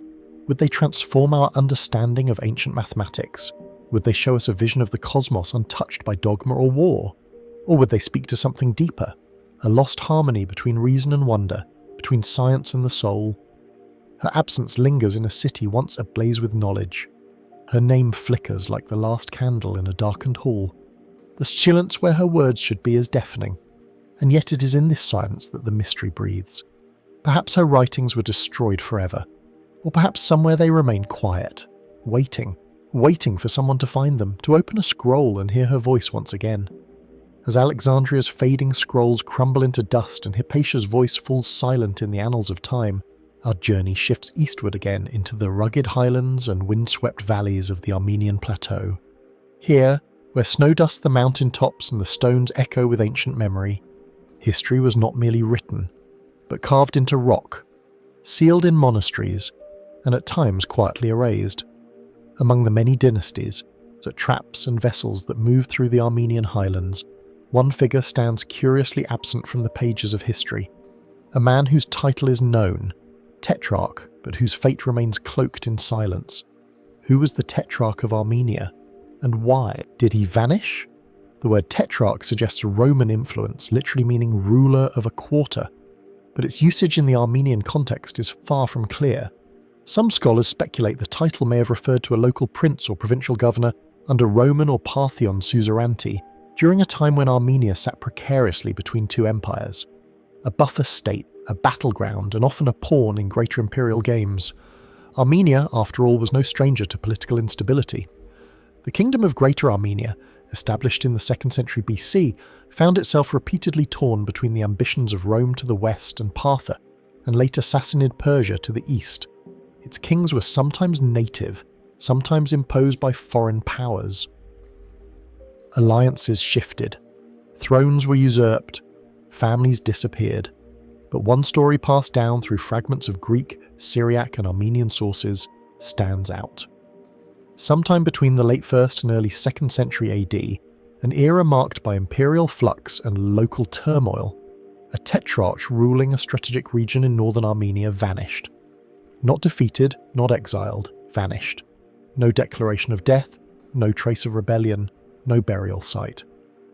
His name curiously is not recorded in surviving Roman annals, perhaps deliberately omitted or perhaps lost to time in a region saturated with shifting loyalties and contested borders. Was his disappearance a matter of political convenience or something deeper?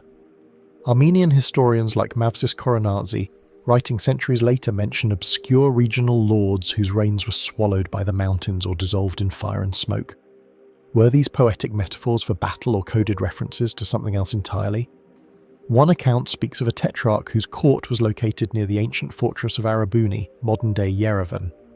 He ruled during a time of fragile peace between Rome and Partha, collecting tributes and acting as intermediary.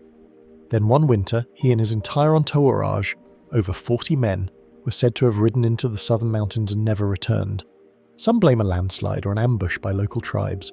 Others claim a cave temple collapse tied to Mithraic rites practiced in secret by some nobles in the region. But no ruins, bones, or artifacts were ever definitively linked to this group. Roman sources are strangely quiet. Tacitus, who describes Roman dealings with Armenia in great detail, mentions logistical difficulties in the region, obscure leaders, and sudden power vacuums. Could one of these omissions be this very tetrarch? Another theory suggests he may have defected to Partha, perhaps lured by promises of autonomy or power. If true, this could explain the Roman silence and why no tomb was ever built in Armenian soil. Yet Parthian records are equally mute. No dignitary of Roman-Armenian origin appears in their court chronicles during this period. More speculative interpretations point to the involvement of Zoroastrian clergy, or perhaps early Christian groups who were beginning to take root in Armenia.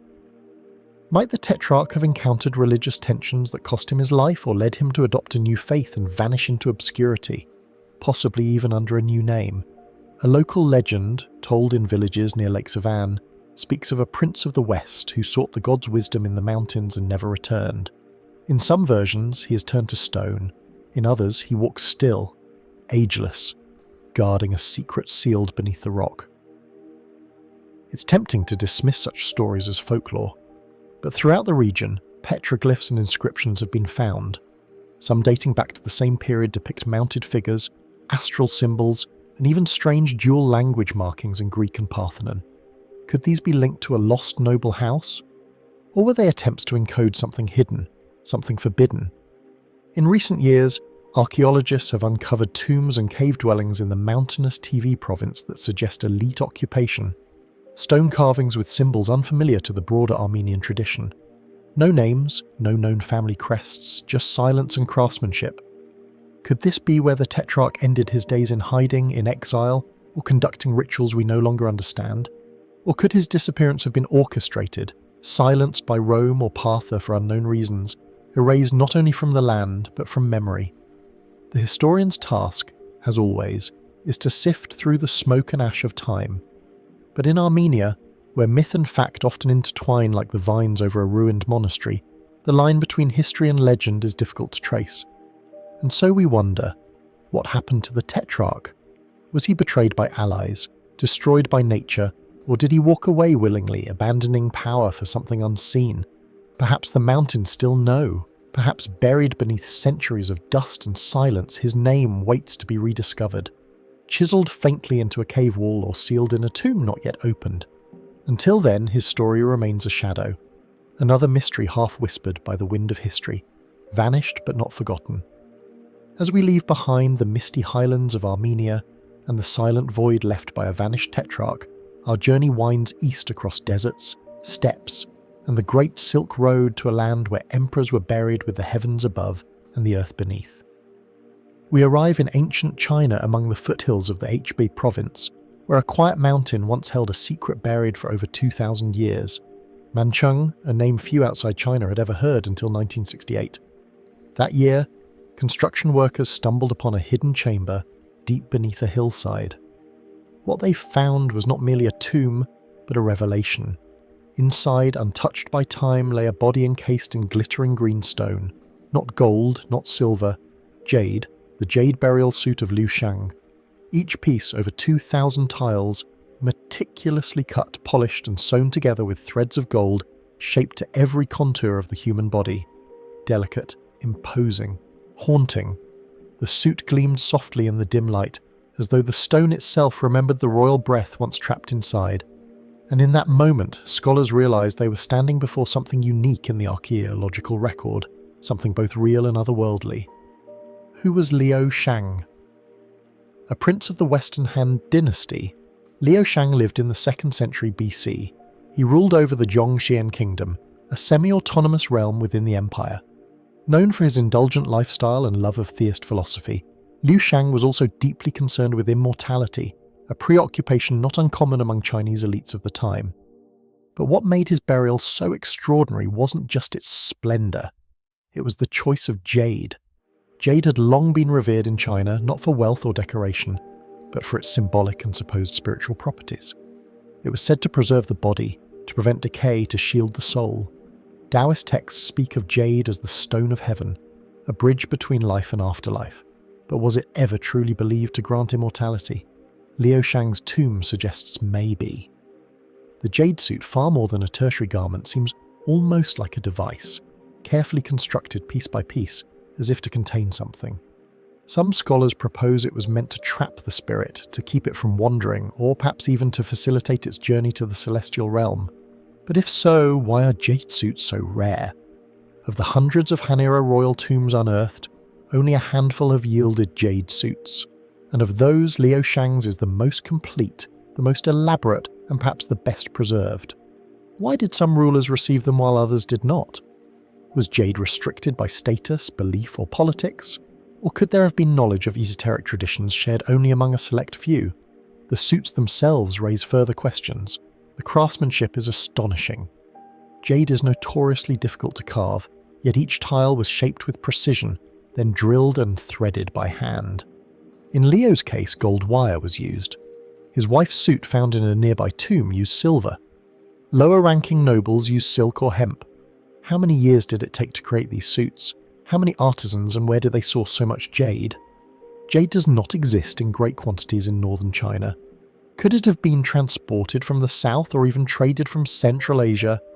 If so, the suit's mystery expands beyond the tomb, beyond the empire, into the shadows of long-forgotten trade routes and spiritual exchanges. And then there is the matter of Liu Shen himself. When his remains were examined, scholars found that his body was extraordinarily well preserved for its age. Coincidence? Or did the jade suit actually slow the decay? Some fringe theorists have gone further. They suggest the suit wasn't just symbolic. They claim it was functional, part of an ancient alchemical experiment, an attempt to preserve life indefinitely. Certain deist practices involved the ingestion of powdered jade, mercury, or rare elixirs meant to grant eternal youth. Was Liu Sheng a practitioner of such arts? More daring hypotheses ask, was the jade suit the outer shell of a broader process, an early prototype for preservation centuries before mummification was understood in the West? Or could it represent a ritual not meant for the dead at all, but for a transformation yet unrecognised by modern scholars? None of these theories have been proven, but none have been fully disproven either. And in the quiet halls of the Heb Provincial Museum, where Liu Shang now rests behind glass, the suit continues to invite wonder. It glows softly under museum lighting, silent and unmoving. But in its design, its substance, it speaks of a culture reaching across the veil of mortality, seeking to answer the ultimate question: what lies beyond death, and can it be held at bay? The jade suit is not merely a relic. It is a riddle, a fusion of science, belief, and artistry from a time when the body, soul, and cosmos were seen as deeply intertwined. What else lies beneath China's hillsides? How many more jade suits remain undiscovered? And what might they reveal, not only about death, but about how ancient people dreamed of overcoming it? Perhaps somewhere in the mountains, beneath layers of soil and history, another tomb waits, another suit, another secret. Until then, Liu Shang's silent green armour watches over the centuries, its mystery intact. As the cool green glow of Liu Shang's jade suit fades into memory, we journey south across rivers, forests and oceans to the green, steamy highlands of Java. Here the mists roll over volcanic slopes and ancient banyan trees reach their roots deep into the earth. It is a land of kings and legends, of temples carved in silence, and stories whispered through centuries. And it is here in the heart of the Dutch East Indies that another mystery stirs beneath the soil. The disappearance of the royal treasure of Prince Diponegoro. The year was 1830. The Java War had just ended. A bloody and protracted struggle between the colonial Dutch forces and a native Javanese prince who had become more than a rebel. Diponegoro was not just a warrior. He was seen by his followers as a spiritual leader, a symbol of prophecy, a prince guided by divine will. For 5 long years, Diponegoro's guerrilla resistance bled the Dutch military. Forest to forest, village to village, he moved like a phantom, rallying tens of thousands to his cause. But when the war finally ended in betrayal under the guise of peace negotiations, the prince was arrested and exiled. He never returned to Java, but his legend never left, and neither did the question that has haunted historians, treasure hunters, and nationalist dreamers ever since. What happened to Diponegoro's treasure? According to both Dutch and Javanese sources, Diponegoro had amassed a considerable cache of wealth during his campaign. Part of it came from loyal nobles and Muslim clerics who backed his cause. Part of it was confiscated from Dutch outposts and convoys during raids. Some say it included ceremonial crises, sacred heirlooms, gold coins and royal regalia passed down through generations of Javanese rulers. Yet when the prince was captured, no treasure was recovered. No chest of gold, no weapon enshrined in jewels, no crown, no tribute, no ledger. Some believe it was buried, hidden deep in the hills of central Java by loyal followers in the days or hours before Deonagro's arrest. Others suggest it was smuggled to protect it from falling into Dutch hands. A few theories claim it was lost in the chaos, its location forgotten even by those who hid it. But there are strange whispers in remote villages. Some elders speak of Pusaka Hilong, lost heirlooms tied not only to royal authority but to spiritual power. Objects said to contain mystical energy, tools of prophecy or protection never meant for foreign hands. Could Diponegoro's treasure have been more than material wealth? Could it have been protected not only by secrecy but by ritual? Dutch colonial records, while exhaustive in documenting his imprisonment and interrogation, mention nothing conclusive about a missing treasure, but they do note that Deonegoro's personal carriage, lavishly adorned, and certain items from his court were never recovered. Curiously, Dutch accounts from the mid-9th century include reports of European officers purchasing Javanese royal curios in markets, items of exquisite craftsmanship whose origins were untraceable. Could fragments of Diponegoro's legacy have quietly dispersed across collections in Batavia, Amsterdam, or even private European hands? In 1978, an Indonesian archaeologist claimed to have discovered a possible burial site for part of the treasure in the Gunung Kidul region. The dig yielded ceramics and rusted blades, but no gold, no regalia, just echoes. Today, Diponegoro's name is sacred in Indonesia. His story is taught in schools, his image appears on currency, and his struggle is remembered as one of the earliest organised resistances to colonial rule in Southeast Asia. And yet one piece remains missing. The treasure, whether literal or symbolic, lies at the heart of his myth. For some, it is a national relic, proof of dignity in the face of conquest. For others, it is a lost spiritual talisman connected to Javanese traditions of royal power, where rulers are not merely political figures, but keepers of divine balance. And in the markets of Jakarta and Surakarta, traders sometimes display old daggers, ornaments or relics, saying little of their origin. Tourists pass by, collectors bargain, but once in a while someone asks, could this be from the time of Deonegoro? They rarely get a straight answer. What if the treasure is still out there, hidden in a hillside cave, buried beneath a rice terrace, resting inside an old wooden chest, sealed shut since the 1830s? What if the treasure never existed at all, but was invented after the fact? A tale grown from memory and longing, a national myth forged in the space between history and hope. Or what if the treasure is not meant to be found, like a forgotten verse of an old poem waiting to be uncovered, not by shovels, but by understanding? In the steaming jungles of Java, where cycas hum and banyan creak with age, the air still seems to hold secrets. Stories cling to the trees, footsteps echo on old paths, and somewhere, perhaps just beyond the next ridge, lies a truth buried not only in the earth, but in the soul of a people who remember what was taken, a prince, a rebellion, a vanished treasure.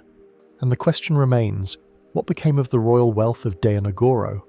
And if it were found today, would it be merely gold or something far more powerful? As we leave behind the tropical mists of Java and the vanished treasure of a warrior prince, we travel northward to a colder, quieter land where golden relics once crowned rulers, not with mere authority, but with a divine presence.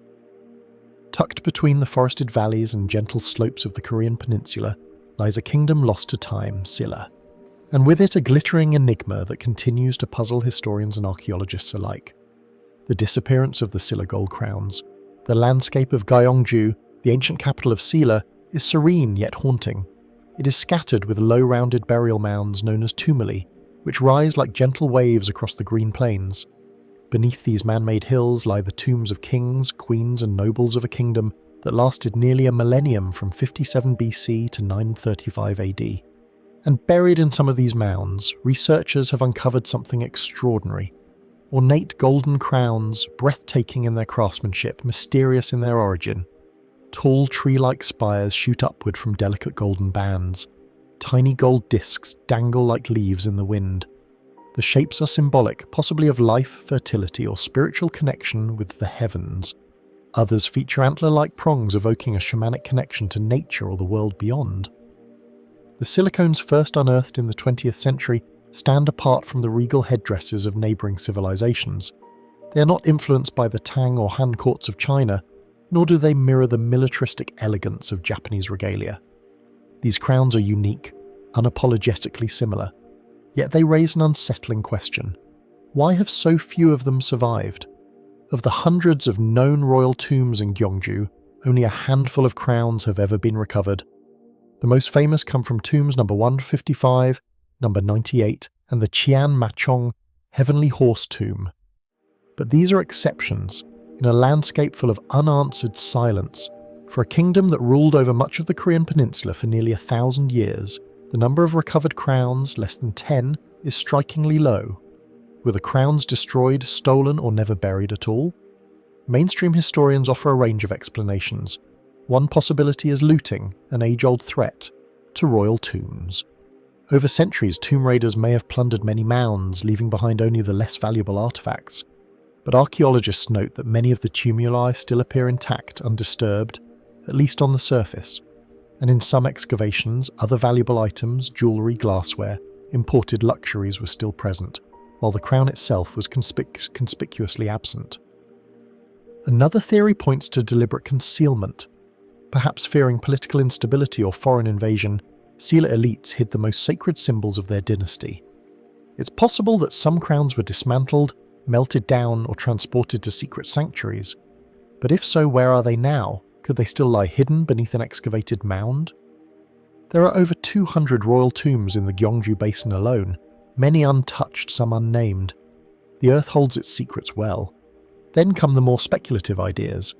Some suggest the crowns were never truly literary items, that they served in ceremonies or rites not meant to accompany the dead. That what we've found so far were exceptions, not rules. Could it be that the crowns were reserved for living rituals and passed down or hidden away, never meant to be buried at all? Others turn to cosmological interpretations. The crowns, with their tree-like spires and skyward prongs, may have symbolized the shaman king's connection to divine realms. Were they considered too sacred to be confined to the ground? Could some have been ritually destroyed, returning gold to the earth or sea in symbolic acts of renewal? There are whispers too of foreign collectors, Western archaeologists in the 19th and early 20th centuries, operating before modern laws protected Korea's heritage. Might some of the missing crowns lie quietly in European vaults or private collection, misattributed or forgotten? And what of the mythical crown of King Jin-hyung, one of Silla's most celebrated rulers? Said to be forged from the gold of a meteorite adorned with jade and phoenix feathers, there is no physical evidence that it ever existed, yet records from later dynasties mention a crown of heaven once worn in the capital. Legend, exaggeration, or a crown that truly vanished with the king. The mystery deepens when we consider that Silla itself embraced Buddhism in its later centuries, a faith that often emphasized renunciation of worldly wealth. Could this spiritual shift have influenced what was preserved and what was hidden? Might gold crowns, once seen as sacred, have become relics of a past best left buried or forgotten? Today, a few of the recovered crowns reside in the National Museum of Korea in Seoul, displayed in dimly lit halls under protective glass. Tourists gaze at them in awe, reading plaques that offer theories but no certainty. Scholars debate their meaning, artists marvel at their design, and beneath the ground of Gyeongju, dozens, perhaps hundreds of tombs remain unopened. What lies within them? Will more crowns one day be found, tucked beneath stone chambers wrapped in silk waiting to be discovered, or have they been lost forever, hidden by time, greed or reverence? In the quiet hills of Korea, the mounds do not speak, but they endure like sealed pages in a book not yet read. And the crowns, those golden halos of kings long forgotten, remain one of the most alluring puzzles of East Asia's ancient past. A mystery wrapped in silk, buried in earth and shrouded in silence. Where are the missing crowns of Silla? And if they are ever found, what might they tell us about the power, the spirit and the secrets of a kingdom lost? From the serene mounds of ancient Gyeongju, where silent crowns of gold whisper forgotten dynastic truths, we shift to a place of louder echoes, stone pyramids, ceremonial saz, and blood-stained altars. We move across oceans and centuries to the heart of Mesoamerica, where another ruler vanished not only from power but from the very earth itself. Here, in what is now Mexico City, the remains of Tenochtitlan sleep beneath the concrete veins of a modern metropolis. But once this city was the radiant capital of the Aztec Empire, its causeways shimmering above Lake Texcoco, its great temple rising like a stairway to the gods. And at the height of its glory stood a man whose name still stirs fascination and debate. Montezuma III. He was the 9th Huey Tlatoani, great speaker of the Mexican people, revered by some as a philosopher king, by others as a tyrant, a ruler caught in the crosswinds of a collapsing world. And yet, despite the libraries of stories told about his final days, one question remains stubbornly unanswered. Where is the body of Montezuma? It is a mystery that confounds both logic and legacy. When Hernán Cortés and his Spanish forces arrived in 1519, Montezuma welcomed them cautiously. Some say as gods, others say as feared guests. He offered gifts of gold, quarters within the palace, and words shaped with ceremonial diplomacy. But what followed was not mutual respect, it was siege, rebellion, betrayal, and eventually death. What we know or think we know is conflicting. Spanish accounts tell us Montezuma died after being struck by stones hurled by his own people during a public address. Weakened perhaps by imprisonment and shame, the once mighty emperor was said to have been rejected by the very crowd he had ruled. Others, including indigenous sources, offer a darker version that the Spaniards killed him in frustration or panic, stabbing or suffocating him to silence the symbol of an empire they could not yet fully control. But regardless of how he died, what happened to his body? One version claims the Aztecs retrieved it amid the chaos, cremating it in accordance with sacred rites, his ashes perhaps scattered to the lake or buried in secret near the temples that defined his rule. Another suggests that the Spaniards took the body and disposed of it unceremoniously, tossed into water or fire, erased as both man and memory in the hope of severing the will of the resistance. Still others, more speculative, wonder if Montezuma was never buried at all. Perhaps fearing desecration or politicized spectacle, his loyalists spirited away his remains under cover of darkness, hiding them in a cave, temple, or lake island, somewhere sacred, somewhere invisible. Archaeologists have searched, but no tomb has ever been confirmed. In 2007, a team excavating under Mexico City thought they might have found clues to elite Aztec burials, stone boxes, fragments of offerings, ritual layers, but nothing conclusively tied to Montezuma has emerged. Not a bone, not a tooth, not even airy emblem inscribed with his name. Could his remains lie beneath modern streets paved over by the centuries? Could the colonial city of New Spain, built almost overnight upon the raised stones of Tenochtitlan, have swallowed his final resting place? Then there are the myths.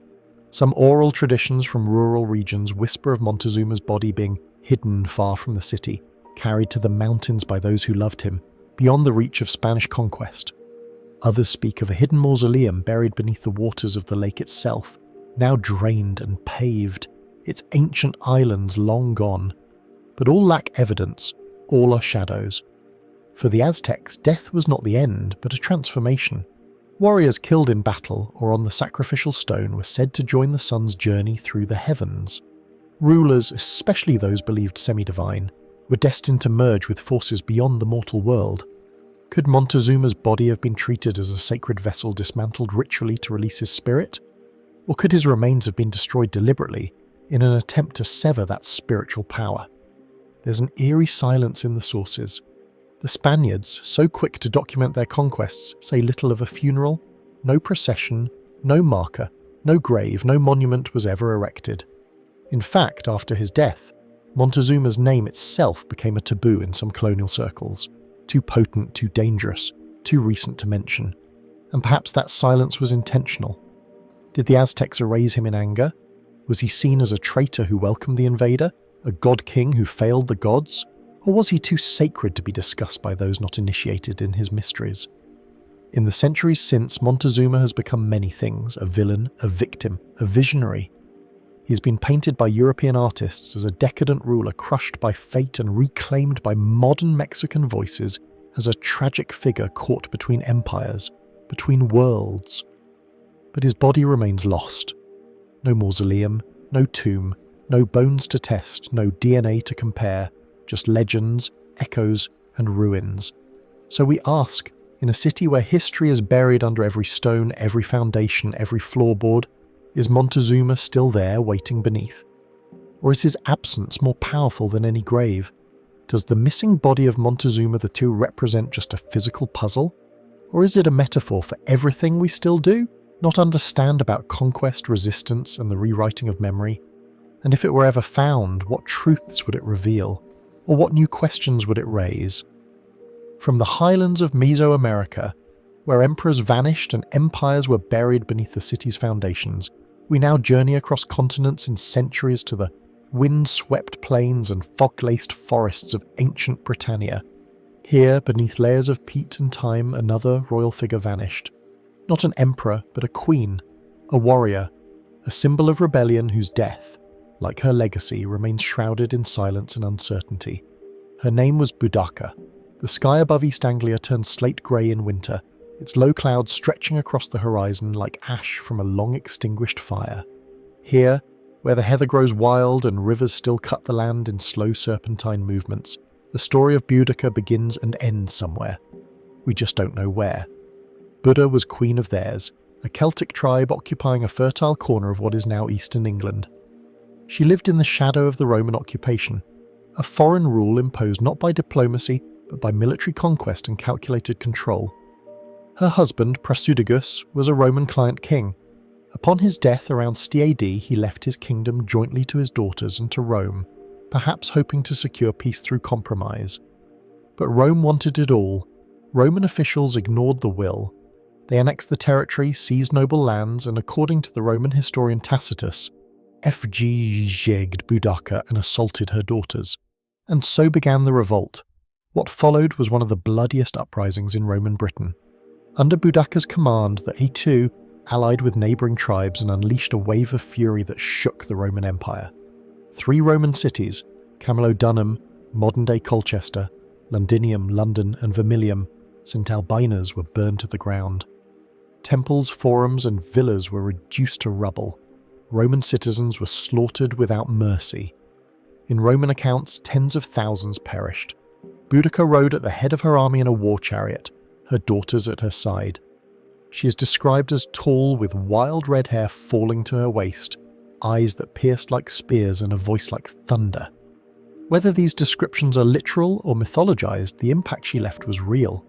And then the rebellion collapsed. Roman governor Gaius Suetonius Paulinus regrouped his legions and met the rebel army in a location still debated by historians, possibly along the Roman road of Watling Street. Despite being outnumbered, Roman discipline and formation proved superior. The British were routed. The rebellion was crushed. And Boudica Tacitus, writing decades later, gives 2 conflicting endings. In one, she poisons herself to avoid capture. In another, she dies of illness, perhaps despair, perhaps a wound. Cases Dio, writing in the 3rd century, simply claims she fell ill and was buried with honour by her people. But where? No grave has been found, no tomb, no barrero, no ceremonial site marked with her name or symbol. For a woman so iconic, her disappearance from the archaeological record is striking. So where is Boudica's final resting place? One theory points toward the outskirts of London, beneath a modern railway station. For decades, a persistent urban legend has claimed that Boudica's remains lie beneath Platform 8 at King's Cross Station, a story popularised by Victorian writers and later woven into pop culture, even Harry Potter lore. But there is no evidence, no excavation to support this romantic tale. Others suggest her grave lies somewhere in the East Anglian countryside, hidden in a royal mound now indistinguishable from the land around it. Could she have been buried near the ancient Ely capital close to modern-day Norfolk? Or was she cremated, her ashes scattered by her followers, deliberately leaving no trace for the Romans to desecrate? Some believe she was buried in secret as an act of cultural defiance, a way of keeping her memory sacred and safe from imperial erasers. Others wonder if her people wanted her to become part of the land itself. In many Celtic traditions, death was not an end, but a return to earth, to forest, to spirit. The absence of her grave leaves room for more speculative ideas. Did her body fall into Roman hands and disappear in a quiet, undocumented execution? Or was she never recovered at all, killed in battle and left among the nameless dead? Could her remains be sitting in a museum drawer unrecognised, a bone fragment from a female of high status with no name attached? Or perhaps the mystery lies not in the ground, but in how history chooses to remember or forget. Boudicca's story was revived in Roman texts to serve imperial caution, a tale of rebellion crushed by discipline.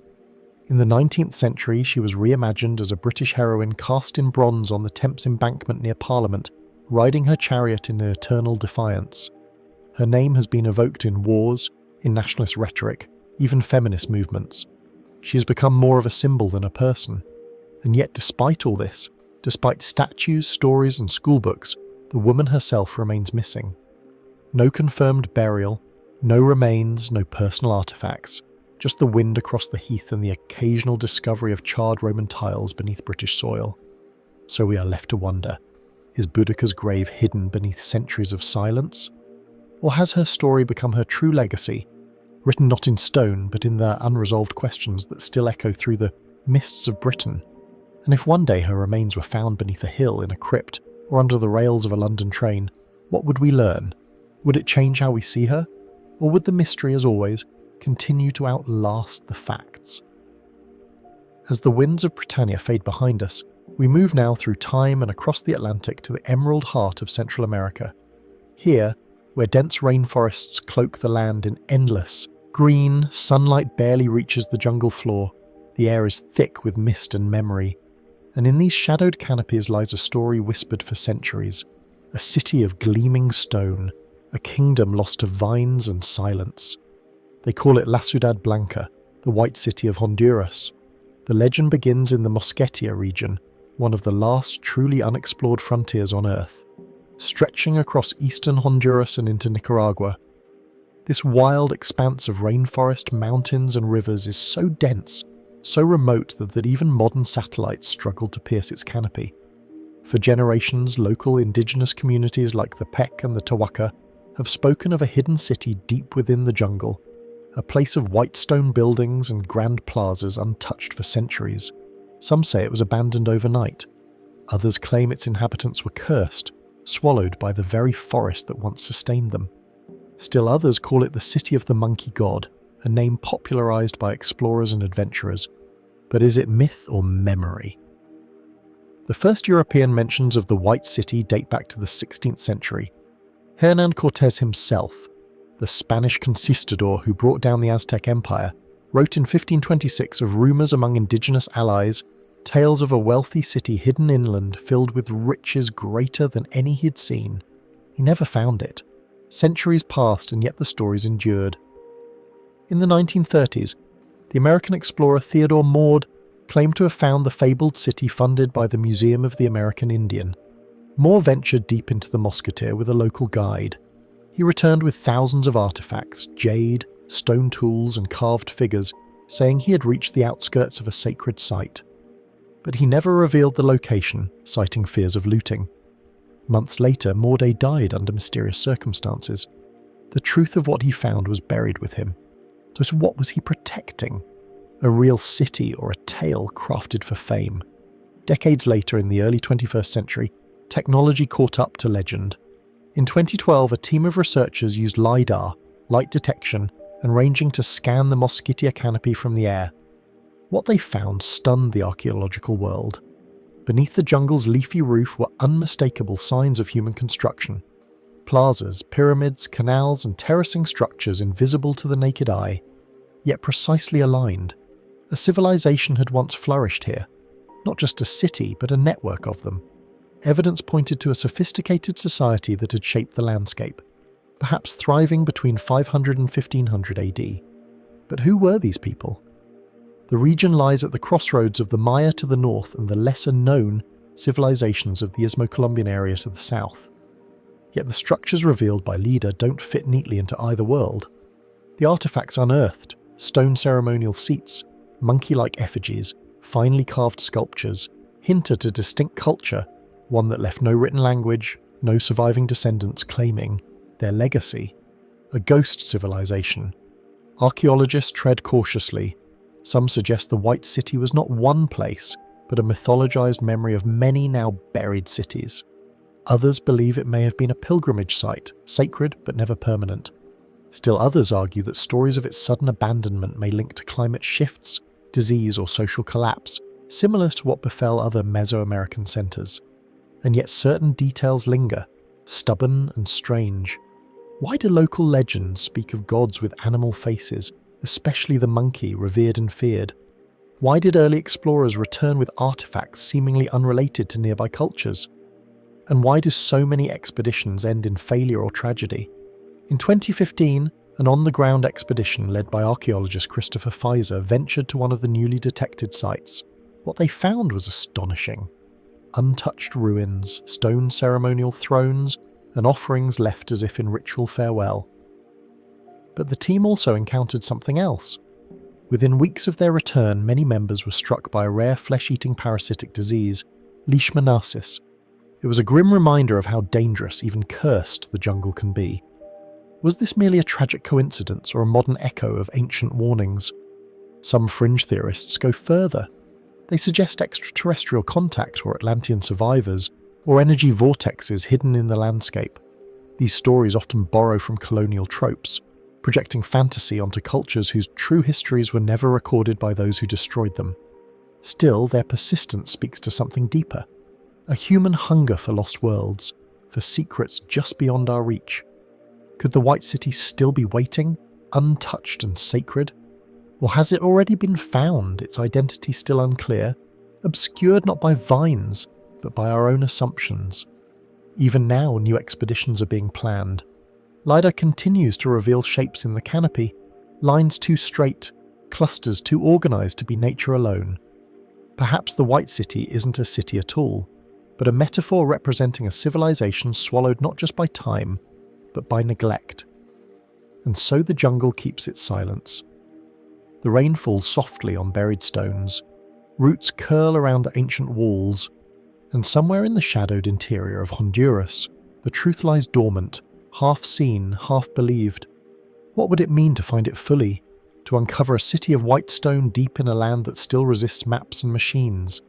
Would it rewrite history or simply remind us how much we still don't know?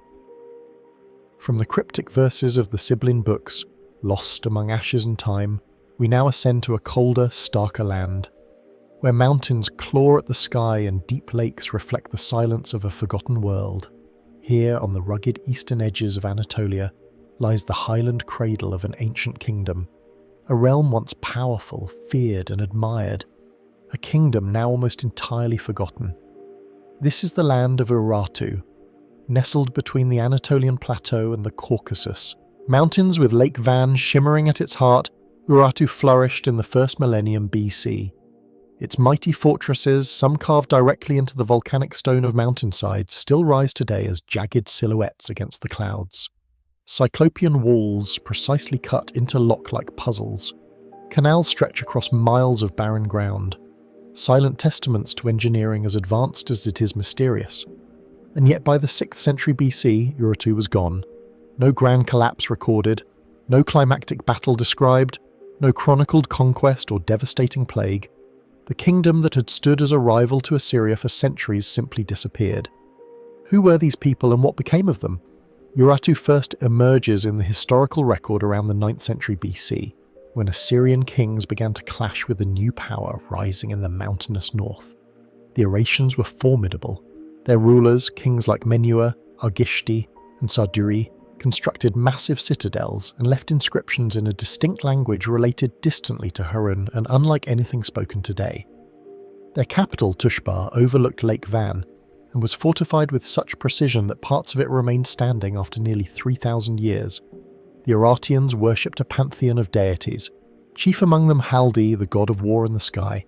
Their temples, fortresses, and irrigation systems hint at a centralized, sophisticated state with military, religious, and technological prowess. They had metallurgy, a script, and a complex bureaucracy, but then silence. By the early 6th century BC, Urartu faded from history. Its inscriptions stop. Its cities are abandoned or repurposed by others. And in its place, a new people, the Armenians, appear in the region, though their early records do not mention conquest or direct continuity.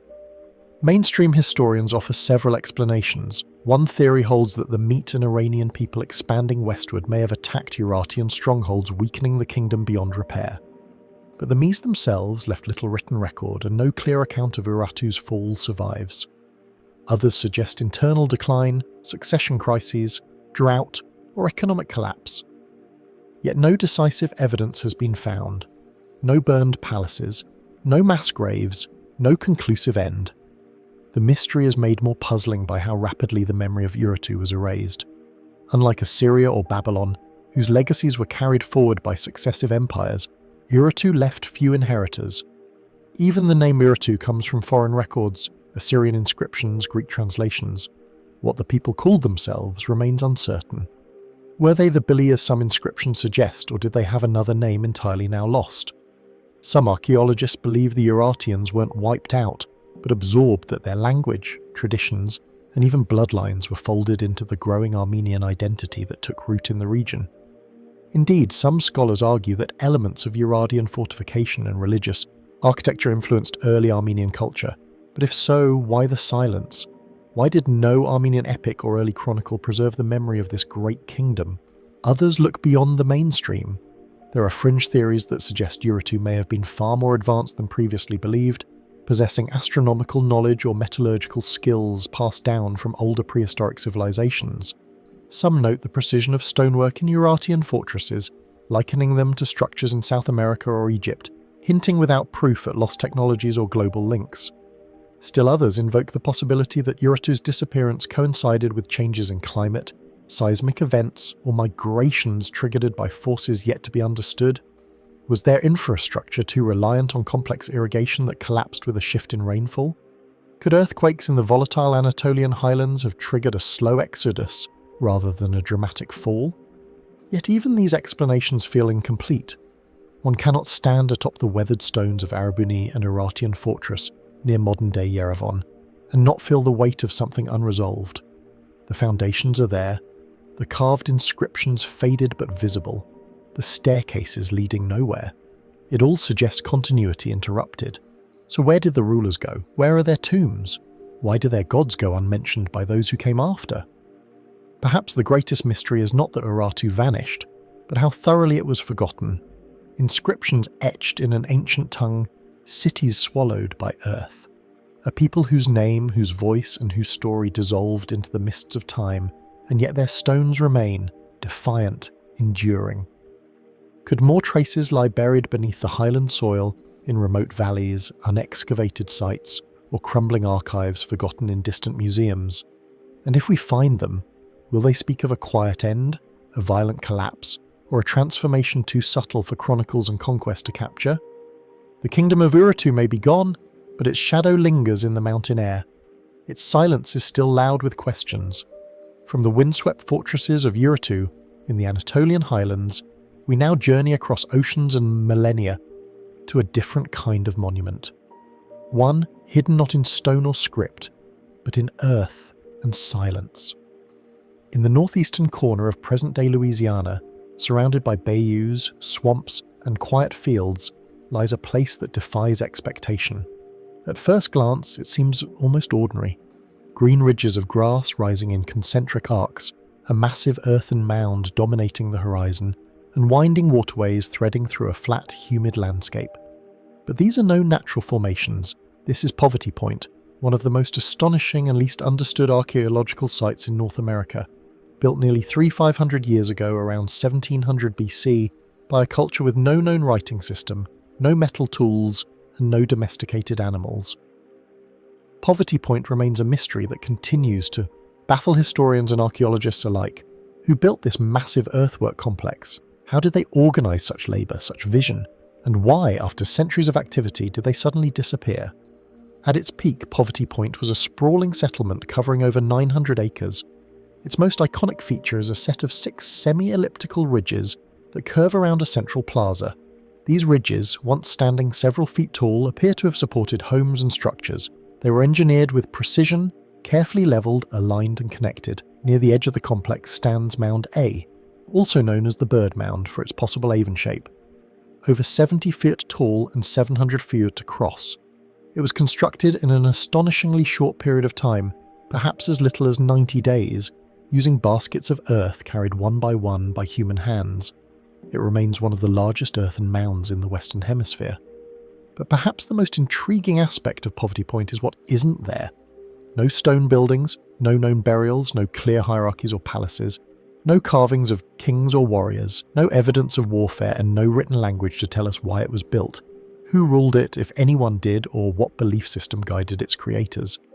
Artifacts discovered at the site add even more questions. Thousands of stone objects, arrowheads, figurines, beads, and cooking bowls have been unearthed, many made of materials sourced from hundreds of miles away. Flint from the Ohio River Valley, soapstone from the Appalachian, copper from the Great Lakes. How did these materials travel such vast distances? Was Poverty Point a major trade hub? Perhaps the centre of a vast network of prehistoric exchange? Or was it more than that? Perhaps a ceremonial centre? A spiritual gathering place for a culture whose sacred rites left no written record?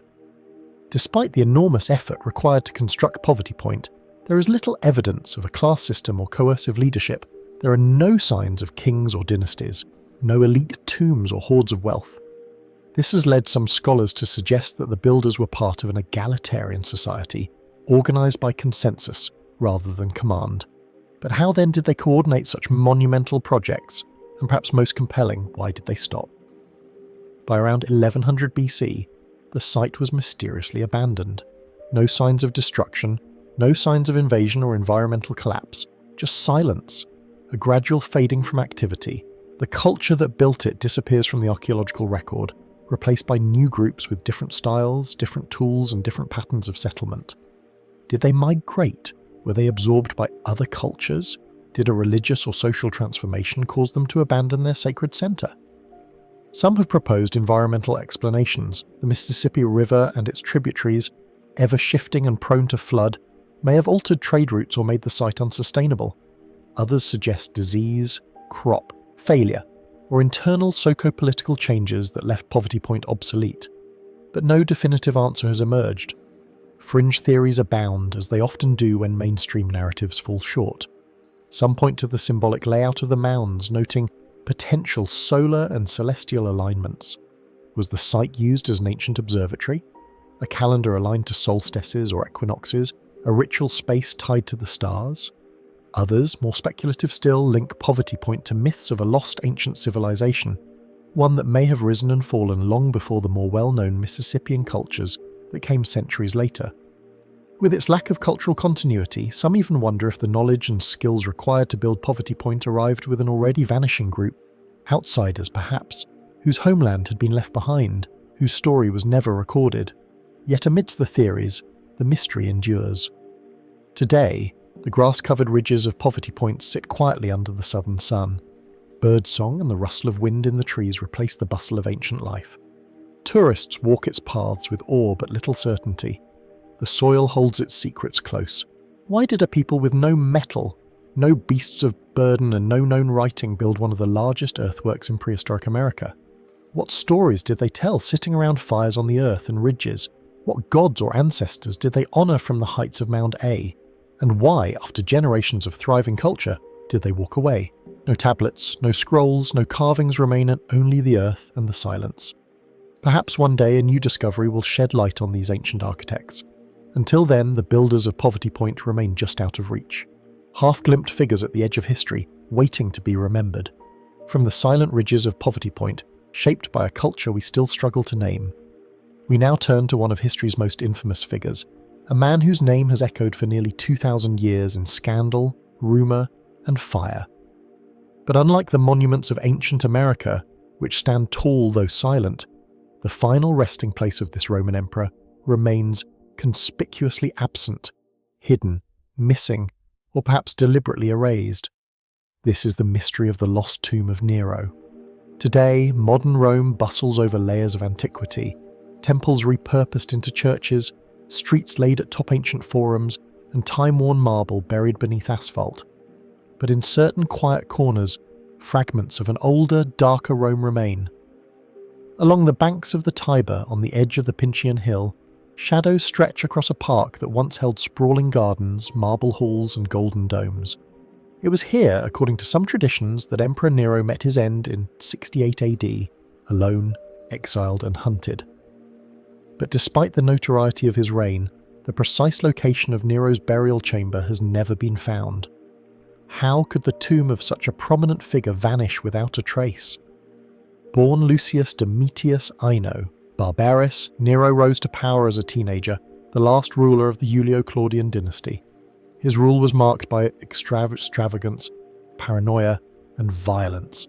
He's remembered perhaps unfairly for playing the liar while Rome burned, for orchestrating deadly conspiracies and for ruthless executions, including those of his own mother and wife.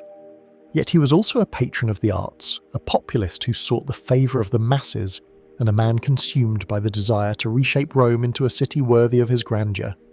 His Duis Ora, the Golden House, was unlike anything the Empire had seen. A palace of rotating ceilings, artificial lakes and gilded walls that shocked even the elite. When rebellion swept across the Empire, and the Senate declared him a public enemy, Nero fled. Cornered in a suburban villa, he took his own life, or as some later stories claim, was helped to do so by a trusted servant. His final words, according to the legend, "What an artist dies in me."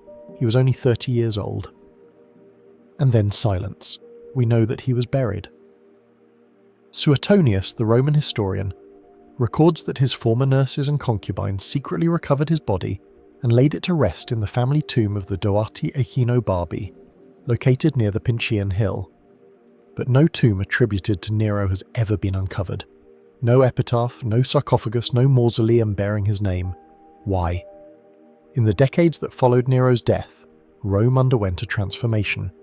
His successors, beginning with the Flavian dynasty, condemned his memory.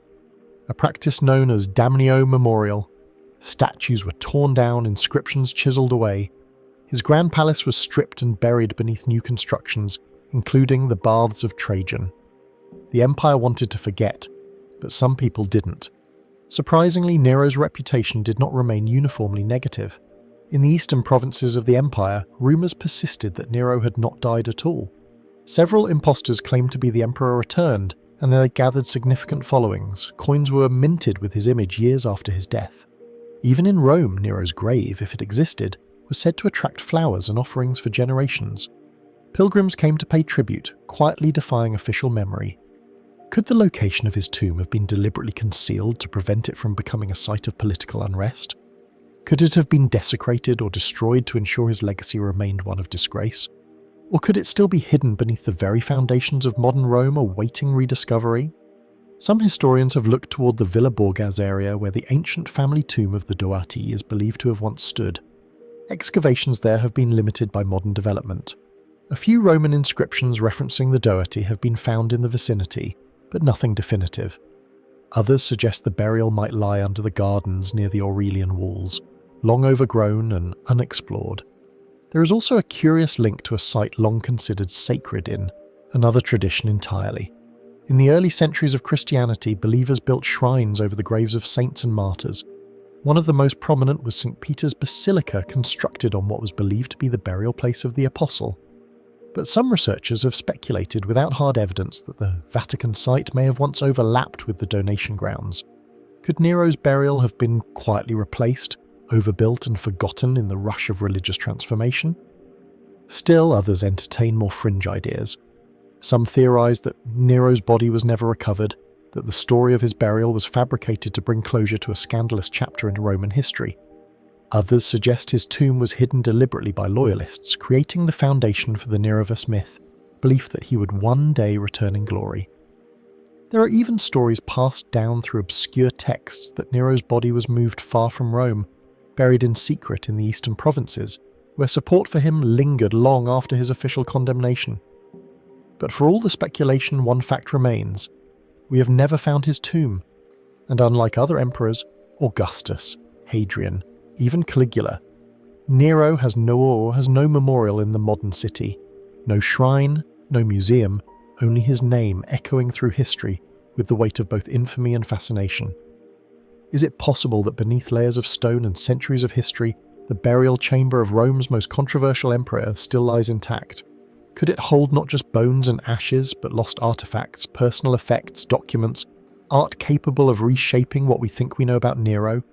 Or is it gone forever, destroyed by those who feared that even in death, Nero's presence might stir the people once more? In the depths of Rome, beneath parks and palazzos, the answer may still be waiting, hidden, silent, watching the centuries pass. From the shadowed depths of imperial Rome and the elusive grave of Nero, we now cross continents to a land shaped by desert winds and the whisper of the Pacific tide. Northern Peru, a place where the bones of ancient civilizations lie beneath shifting sands, preserved by time and silence. And in one of these forgotten tombs, sealed for over some 500 years, archaeologists made a discovery that continues to puzzle the modern world.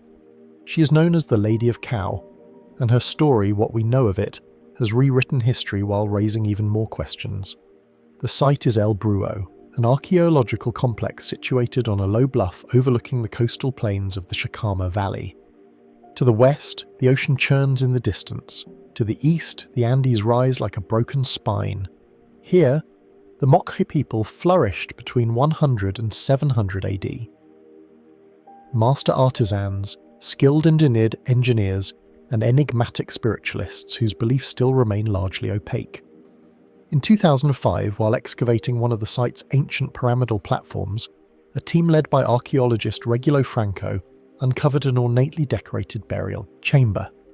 Inside, wrapped in fine textiles and adorned with gold, copper, and semi-precious stones, lay the well-preserved tattooed remains of a woman. Not a queen, not a priestess, but possibly both. The Lady of Cow was buried with extraordinary care, alongside weapons, ceremonial items, and lavish adornments, usually reserved for male rulers. Her body, mummified by the dry desert air, bore tattoos unlike any seen before. Snakes, spiders, and geometric motifs etched in indigo ink across her arms, hands, and legs. Her teeth had been ritually altered. Her presence in the tomb was powerful, commanding, undeniable. And yet no one knew her name. Who was this woman? What role did she play in Moche society? And why was she interred in a way that defied nearly every assumption scholars had made about gender and leadership in ancient Peru? Until this discovery, most researchers believed the Moche elite was patriarchal, ruled by warrior kings and male priest rulers whose power was etched in pottery and carved on temple walls. The elaborate murals at nearby Jaca de la Luna depict scenes of combat, sacrifice, and pageantry almost always centered on men. But the Lady of the Cow challenges that view. Could she have been a high priestess channeling divine energy through ritual and bloodletting? A queen in her own right? Or something more? Something that doesn't fit neatly into our modern categories of politics, religion, and gender. Mainstream archaeological interpretations suggest that she held extraordinary religious authority, perhaps serving as a spiritual leader or oracle. The presence of ceremonial clubs and spears in her tomb hints at military power as well. Some speculate that she might have ruled a region of the Moche world, exercising both secular and sacred control. Yet others point to something even more enigmatic. Her tattoos. They were not decorative, not random. They carried meaning, symbols tied to fertility, death, transformation. The spider, for instance, in Moche cosmology, is linked to the underworld and blood rituals. The snake is a messenger, a guardian, a shapeshifter between worlds. These markings may have been more than status. They could have been tools, talismans of shamanic power. But how did she rise to such prominence in a society thought to be rigidly male-dominated? Some scholars suggest the Moche world was more fluid than previously believed, capable of elevating women to positions of authority when conditions demanded it. Droughts, wars, plagues, times when traditional hierarchies collapsed, and those with visionary or spiritual insight emerged as leaders. Was the Lady of Cow one such figure? Others question whether the Moche were ever as patriarchal as assumed. After all, much of what we know comes from their iconography, images that may have symbolized myth rather than literal history. Could there have been a hidden tradition of female leadership all along, obscured by time, erosion, and scholarly bias? And then there are the more speculative theories. Some propose that the Lady of the Cow was a being of divine lineage, believed by her people to be descended from gods or spirits, that her body was prepared not just for remembrance but for veneration, a living deity made mortal. Others more fringe in nature point to her altered teeth and cranial structure as evidence of ritual transformation. Attempts to physically mark her as separate, as chosen. A few even connect her tattoos and symbols to other ancient cultures across the Pacific, raising proven but intriguing questions of contact and cultural exchange. Could her power have come from distant lands, from lost rituals, from a lineage we no longer recognize? And why, after such careful burial, did her memory fade? There are no texts, no stele bearing her name, no oral tradition that survived into modern times. She vanished into the sands, and only by chance, by excavation, was her legacy uncovered. Today her remains are preserved in a museum near El Bruo, watched over by curators and scholars who continue to study her clothing, her adornments, and the pigments of her tattoos. She remains silent yet evocative, offering no direct answers, only the gravity of her presence. What would she say if she could speak? Was she revered or feared? Did her people follow her with devotion, or did her power isolate her in life as it has in death? The Lady of Kau forces us to reconsider not just Moche society, but the very way we approach the past. She reminds us that history is not always written. It is buried, waiting for us to look deeper, to listen more carefully. And so we are left with questions. Is she the only one? Were there others like her? Hidden, unexcavated, unnamed, and perhaps most haunting of all, what part of her story still lies beneath the sand, untouched, waiting for someone to return and find her again? From the windswept tombs of ancient Peru and the tattooed silence of the Lady of Kau, we cross to another land of shadows and marble. A land where dreary art speaks more than inscriptions, and where the voices of vanished people echo in a language no one alive can fully understand. This is central Italy, and this is the enigma of the Etruscans. Long before Rome's legions marched across continents, before Caesar's name filled scrolls and monuments, another civilization flourished across the hills of Tuscany and Latin. They built great cities like Veii, Tarquinia, and Cervetri. Their tombs were painted with vivid murals of banquets and dancing figures. Their temples rose on stone platforms. Their artisans worked gold with astonishing precision. And yet, despite their influence, their wealth, and their sophistication, one essential thread remains lost: their voices. The Etruscan language is one of the most puzzling mysteries of the ancient Mediterranean. At first glance, the mystery seems manageable. After all, Etruscan inscriptions have survived. We can read the letters, an adapted form of the Greek alphabet. We know how the words are pronounced. Shortenerary epitaphs, religious dedications, and even legal texts have been found carved into stone, written on pottery and etched in metal. But knowing how to read a word is not the same as knowing what it means. Because Etruscan is a linguistic orphan, a language that does not belong to the Indo-European family that includes Latin, Greek, Sanskrit, and nearly every other ancient tongue of Europe and Asia. Its grammar is alien. Its vocabulary is largely undeciphered. The few words we understand, clan meaning, sunless meaning years, come from repetitive patterns in literary texts. And this leads to the haunting question, where did the Etruscans come from? Classical writers had their own theories. Herodotus, writing in the 5th century BC, claimed that the Etruscans were migrants from Lydia in Asia Minor who fled famine and crossed the sea to settle in Italy. Dionysius of Halicarnassus, on the other hand, argued they were native to Italy, autochthonous arising from the land itself. Modern scholarship has wrestled with the same debate. Some archaeologists point to continuity in the material culture of the Italian Bronze Age, suggesting that the Etruscans were indeed a local development, descendants of earlier Villanovan cultures. Others note peculiarities in burial customs, artistic motifs, and language that seem to hint at Eastern influences. In the mid-10th century, a tantalizing artifact surfaced. The Lemnos stele, found on the Greek island of Lemnos, it bore an inscription written in a language strikingly similar to Etruscan, though dated to the 6th century BC. The resemblance raised bold questions. Was there once a wider family of non-Indo-European languages in the Aegean and Italy? Had the Etruscans truly come from across the sea? Then there is the Piggy tablets, 3 thin sheets of gold discovered at the ancient port city of Pygi. 2 are written in Etruscan, 1 in Phoenician. The Phoenician version, a dedication to the goddess Istarte, helped scholars partially translate the Etruscan text alongside it. It was a major breakthrough, yet still left the deeper structure and lexicon of the language elusive. Could the Etruscan language be a relic of an older linguistic world? A surviving strand from a time before Indo-European tongues came to dominate Europe? Some propose it is related to languages like Rhaetic found in the Alps, and Lemnian forming what's called the Tersinian language family. But even if true, it raises a deeper mystery. What larger, now extinct linguistic landscape did these languages belong to? More speculative theories abound. Some suggest a connection to the Minoan language of Cree, linear, still undeciphered and equally enigmatic. Others point to the Basque language of northern Spain, another linguistic isolate as the distant cousin. No link has been proven. And then there are those who venture into the realm of lost civilizations, that the Etruscans were remnants of a pre-flood culture or refugees from Atlantis. Stories with no basis in archaeology, yet fueled by the simple truth that the known explanations remain incomplete. But perhaps the most remarkable aspect of the Etruscan mystery is not how little we know, but how much they influenced the world that followed. Rome itself owes a debt to the Etruscans.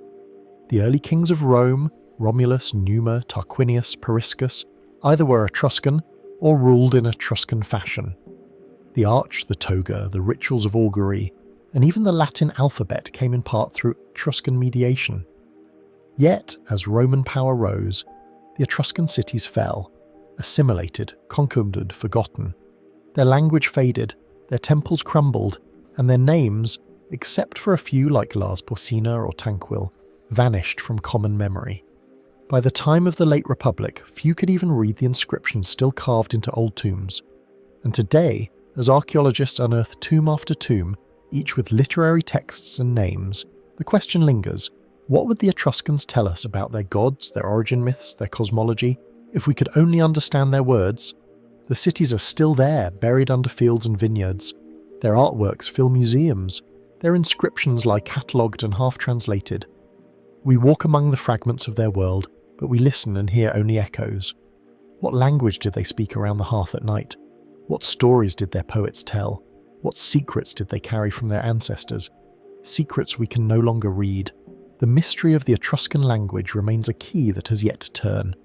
And perhaps just beneath the soil of Italy, the answers still wait, in stone, in gold, or on parchment, waiting for someone one day to give the Etruscans their voice again. From the lost syllables of the Etruscans, still etched in stone yet silent in meaning, we travel now to a place where silence was once shattered by ritual, by spectacle, and by fear. Here, in the heart of ancient Mesoamerica, we find a different kind of monument, one not to the gods of wind or war, but to death itself. It is called the Zanti, a wall of skulls. Beneath the city streets of the modern-day Mexico City, where cars rumble and footsteps echo off colonial facades, lies the buried capital of the Mexico or Aztecs, Totitan. At its centre stood the Templar, the towering pyramid that marked the axis of their universe, the spiritual and political heart of a civilization that rose and fell with a complexity still not fully understood. In 2015, during excavations just off the edge of the old sacred precinct, archaeologists uncovered something both horrifying and fascinating. Embedded in the stone foundations were hundreds of human skulls stacked, mortared and arranged. This was not a burial site. It was a structure of terror and reverence, a tainty or skull rack, skulls pierced by wooden poles mounted for all to see. Evidence suggests these towers could rise as high as 60 meters long and several meters high, showcasing thousands of skulls at a time. Some were warriors, others were captives, and still others bore signs of ritual sacrifice. But here's the mystery. Who built the first Zanti, and why did the practice vanish so completely, almost without trace, in the centuries before European contact? The most famous Zampanti was built by the Mexica in the 14th and 15th centuries, but archaeological evidence suggests the tradition predates them by centuries. Earlier civilizations across Mesoamerica, such as the Toltecs, Zapotecs, and even the Maya, displayed skulls in ceremonial fashion. Glyphs carved at Chichen Itza depict rows of impaled heads. Fragments found at Zapotec sites suggest a similar reverence for the head as a ritual object. So, who began this practice? We don't know. There is no origin myth recorded, no single site identified as the first. The builders left no inscriptions, no explicit instructions, only fragments of bone, architecture and symbols. Even their identity, if it was one group or many, has faded into the haze of pre-Columbian antiquity. Some scholars argue that Santi was not a singular cultural product, but rather a shared symbol, a sacred language of death and power adopted across civilizations. In this view, it wasn't about terror, but transformation. The skulls did not simply represent the fallen, they embodied sacrifice, the transfer of life from mortal to divine. Others disagree. They point to the public placement of the racks directly beside major temples and marketplaces, suggesting political theatre as much as religion. A display of dominance, a warning to enemies, a reminder of divine authority reinforced through blood. And yet the builders of these early skull racks, the ones who first raised wood and bone into sacred geometry, are absent from the records, vanished before history could catch their names. Were they a forgotten people whose cities lie buried beneath jungle or desert? Were they spiritual specialists wandering from temple to temple, spreading a dark ritual craft lost to time? Or were the Zanti not just a structure but a legacy, a ritual adopted, adapted and then abandoned when new powers rose? The Mexica are often blamed or praised for codifying human sacrifice at a scale unparalleled in Mesoamerica. But even they spoke of older peoples, more ancient gods, forgotten rites. Their myths recalled ancestral cities swallowed by time and rulers who communed with underworld forces. Could the Santi have been one of those ancient inheritances, something the Mexica inherited but never truly originated? There are other mysteries as well. Recent excavations have revealed that not all the skulls in the Santi belonged to warriors. Some were women, some alarmingly were children. Were they captives, volunteers, chosen ones? The Spanish chroniclers arriving in the 16th century described the Zanti with horror. Bernal Diaz del Castillo wrote of a terrifying wall of skulls mounted with such precision and number that they could not count them in full. But these accounts were often filtered through religious judgment and cultural misunderstanding. To the builders of these grim monuments, the act may not have been one of cruelty, but of cosmic necessity. Blood was the currency of balance, death a gift to the gods, life a cycle written in bone, and yet even with this powerful role in sacred life, the builders themselves disappeared. By the time of the Spanish conquest, the Zanti were already rare. The Mexica kept the tradition alive longer than most, but even theirs was declining, buried beneath new political structures, changing alliances and shifting beliefs. No one knows where the original Zanti stood. No one knows who cut the first skull or whispered the first prayer of sacrifice. No legend tells us who taught this gruesome craft or why it eventually ended. Was there a cultural turning point, an internal reckoning with the scale of death? Did a religious reformer arise, quietly pulling his people from the shadows of bone and offering new rituals? Or was it simply the march of time, an old way lost in a changing world? The skeletal remains uncovered in downtown Mexico City are silent. They bear no symbols of identity, no markers of their builders' names, only sockets where eyes once stared into ceremony, only jaws parted as if caught in final invocation. And so the mystery lingers. What drove people to shape monuments of the dead? Who were the architects of these chilling altars? And why, after centuries of blood and reverence, did the Sompontli fall silent? Perhaps their builders wanted to be forgotten. Or perhaps they wait deep beneath the stones for someone to remember them again. From the chilling silence of the skulls, Zanti, we move northward, through time and space to the highlands of central Mexico. The air grows thinner. The terrain hardens to volcanic stone and dry brush. Here in the windswept basin of Tula de Allende, massive stone warriors rise from a temple platform. Motionless, solemn and solent, they are the Atlantean figures of Tula. Each stands over 15 foot tall, carved from solid basalt, wearing feathered headdresses and carrying what may have been at ladles or fire serpents. Their expressions are stoic, timeless and watchful. Behind them, remnants of pyramids, ball courts and colonnades lie broken under the sun. This was once the capital of the Toltecs, but who the Toltecs truly were and why they disappeared remains one of Mesoamerica's most enduring and puzzling mysteries. The name Toltec comes from the natal word tolto, meaning artisan or master builder. In Aztec tradition, they were remembered not just as a civilization but as a cultural ideal, mythic ancestors of order, knowledge and divine craftsmanship. The Aztecs revered them, claimed descent from them, and often cited Toltec authority to legitimize their own power. But is this reverence rooted in historical memory or mythology? Archaeologists agree that the Toltecs were a real people, and that their capital Tula or Tallinn reached its peak between roughly 900 and 1150 AD. They emerged in the power vacuum left by the fall of Teotihuacan, a vast metropolis whose collapse centuries earlier had shaken the Mesoamerican world. From Tula, the Toltecs established a network of influence stretching across central Mexico and possibly beyond. Their architectural style, columned halls, shackmul statues, and serpent motifs spread far and wide. Their militaristic imagery combined with religious symbolism suggests a society where warfare and divine ritual were deeply intertwined, and then they vanished. By the early 12th century, Tula was in decline. By the 13th, it was abandoned. The reasons remain unclear. Unlike Teotihuacan, which left behind vast murals and planned urban sprawl, the Toltecs left fragments. Their art is powerful but sparse. Their texts are few, and the timeline of their collapse is blurred by myth and conquest. What caused the Toltec civilization to fall? Was it war, drought, internal rebellion, or something less tangible? Cultural dissolution, a loss of cohesion, of meaning? Mainstream archaeological theories suggest a combination of environmental stress and political instability. Evidence points to a severe drought during the 11th and 12th centuries that may have crippled agriculture and strained society. There are signs of fire and destruction in Tula's final phases, perhaps from civil unrest or invasion. Some researchers propose that rival factions within the ruling elite led to fragmentation, a power struggle that unraveled the complex web of Toltec rule.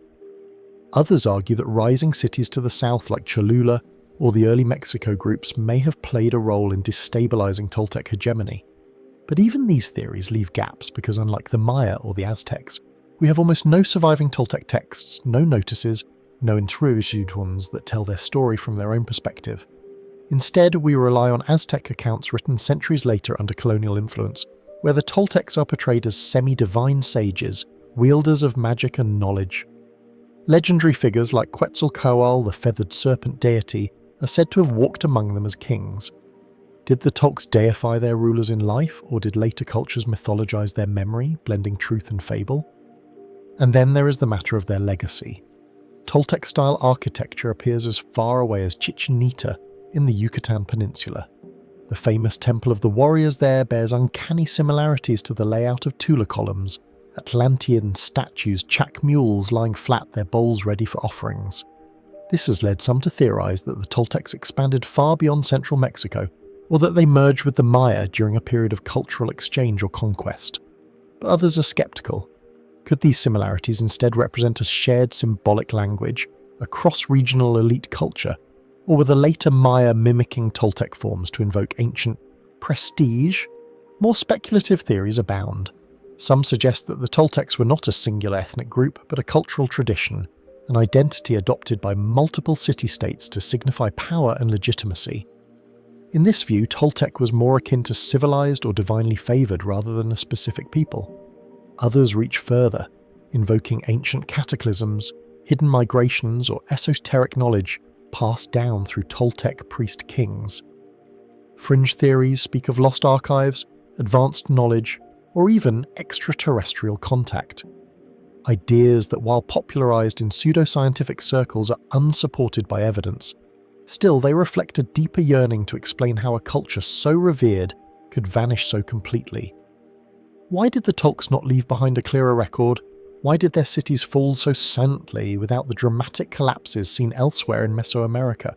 Perhaps they did not disappear suddenly at all. Perhaps the Toltec civilization dissolved into the very fabric of the societies that followed. Their myths absorbed, their names rewritten, their temples reused, their gods renamed. Even the Aztec term Tolan, meaning place of reeds, was applied to multiple legendary cities. Tula, Teotihuacan, even Cholula. It became less a place than an idea, a memory, a symbol of origin. But beneath that symbolism lies a real past. Real people, real architects, warriors, priests, and farmers. And we still don't know what happened to them. Were they overthrown, absorbed, or undone by their own hand? Tula remains half excavated. Much of the ancient city lies beneath farmland and modern development. New discoveries could yet emerge. Buried ceramics, lost murals, even written records sealed in tombs. Until then, the Toltecs remain somewhere between history and legend, remembered by those who came after, but still whispering their own story. From the shadows of the stones, from the stone pillars of Tula and the silent legacy of the Toltecs, we shift east across deserts and mountain ranges, where the heat of day gives way to winds that have long forgotten names. Here in the heartlands of ancient Persia, among the dusty plains and weather-worn ruins, a question lies buried beneath centuries of silence. Where is the tomb of Cyrus the Younger, not to be confused with Cyrus the Great, founder of the augmented empire, whose solemn tomb still stands at Pasarad? Cyrus the Younger was a prince, a general, and a would-be king whose ambition shook the empire itself. His fate is known, his grave is not. The story begins in the 5th century BC in the era of dynastic struggle and shifting power. Cyrus the Younger was the second son of Darius II and the younger brother of Artaxerxes II. While Artaxerxes inherited the throne, Cyrus harboured ambitions of his own, and in 401 BC he launched one of the most daring bids for power in ancient history. With a multi-ethnic army of Persian troops, Levantine mercenaries, and over 10,000 Greek hoplites, Cyrus marched from western Anatolia into the heart of Mesopotamia. His goal to seize the throne from his brother. The decisive confrontation came at Kunaka, just north of Babylon. Cyrus fought valiantly and nearly succeeded, but in the confusion of battle he was killed reportedly by a single blow to the temple, and with that the rebellion crumbled. But while history records the moment of his death, it remains entirely silent about what came after.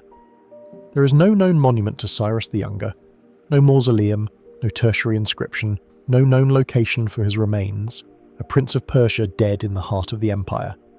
And yet his final resting place has vanished from the map of history. How is that possible? Some ancient sources offer brief hints. Xenophon, the Greek mercenary and historian who accompanied Cyrus and later authored the Anabasis, describes the battle in vivid detail, but he offers no mention of a burial. He writes that the Greek army searched for Cyrus's body on the battlefield. It was found, mutilated, and returned to Artaxerxes. After that, silence. Was Cyrus buried with honour by his brother, his enemy? Was he denied a royal tomb as punishment for treason?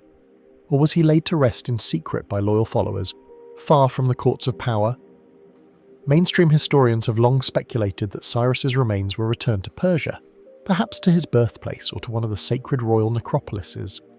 But there is no trace of such a tomb in Pasarad, Naksha Rustam or Susa, where many other augmented rulers were honoured in rock-cut tombs or palatial graves. Others suggest his body may have been buried near Kunaka, perhaps hastily amid the dust and ruins of defeat. Yet no tomb has ever been identified in the area around the ancient battle site modern-day Iraq, where archaeological work has been hampered by time, war, and political instability. And then there are more speculative possibilities. Some fringe researchers propose that Cyrus's burial was deliberately concealed by his own generals, hidden to protect his body from desecration by the court of Artaxerxes. A few even point to potential links between lost Persian tombs and Greek sanctuaries, wondering whether remnants of his cult or a memory survived in unexpected places. But these theories are fragments, unproven, uncorroborated, lost in the haze of competing interpretations. Could his tomb lie beneath an excavated mound in southwestern Iran? Could it have been built into a cliff face like the majestic tombs of Persepolis, now weathered and indistinguishable from natural stone? Or more provocatively, could it have been intentionally erased from memory? We know that Persian kings carefully curated royal memory. Monumental tombs were not simply graves, they were political declarations carved high above the desert as eternal symbols of legitimacy. Cyrus the Great's tomb was revered. Darius's tomb was monumental. But Cyrus the Younger was a rebel, a usurper, a brother who dared challenge the divine right of a king. Would Artaxerxes have permitted his tomb to stand? It's possible, perhaps even likely, that any such monument was deliberately destroyed, or never built at all. That his story was preserved only in the writings of foreigners, Greeks who admired his bravery, if not his politics. Within the Persian court, Cyrus's name may have been spoken only in whispers, and then not at all. And yet, the silence surrounding his tomb only magnifies his legend. Cyrus the Younger was not a king, but he nearly was. His failed revolt altered the course of Persian and Greek history. The retreat of the 10,000 immortalised in Xenophon's Anabasis inspired generations of warriors and adventurers. And still somewhere, perhaps in the riverbeds of Mesopotamia or the forgotten valleys of ancient Elam, his body lies, undiscovered. No inscription tells us where. No stone marks the site, only the wind and the earth and the memory of a name. What might we find if his tomb were uncovered? Would it contain inscriptions, weapons, signs of loyalty from followers who dared defy the Empire? Would it tell us more about the man who nearly changed history? Or would it offer only more silence, one more echo in the vast, unsolved chorus of the ancient world? The tomb of Cyrus the Younger remains lost, but perhaps, like so many of history's great absences, it waits, hidden beneath sand, stone and time for the right eyes to see it. As the dust of Persian plains settles over the forgotten tomb of Cyrus the Younger, we journey now south across the Horn of Africa, beyond the Great Rift Valley into the highlands of southern Zimbabwe. Here, rising unexpectedly from the rugged savanna, stand stone walls without mortar. Great arcs of granite curve into ancient silence, enclosing passageways that twist like memories and mysteries.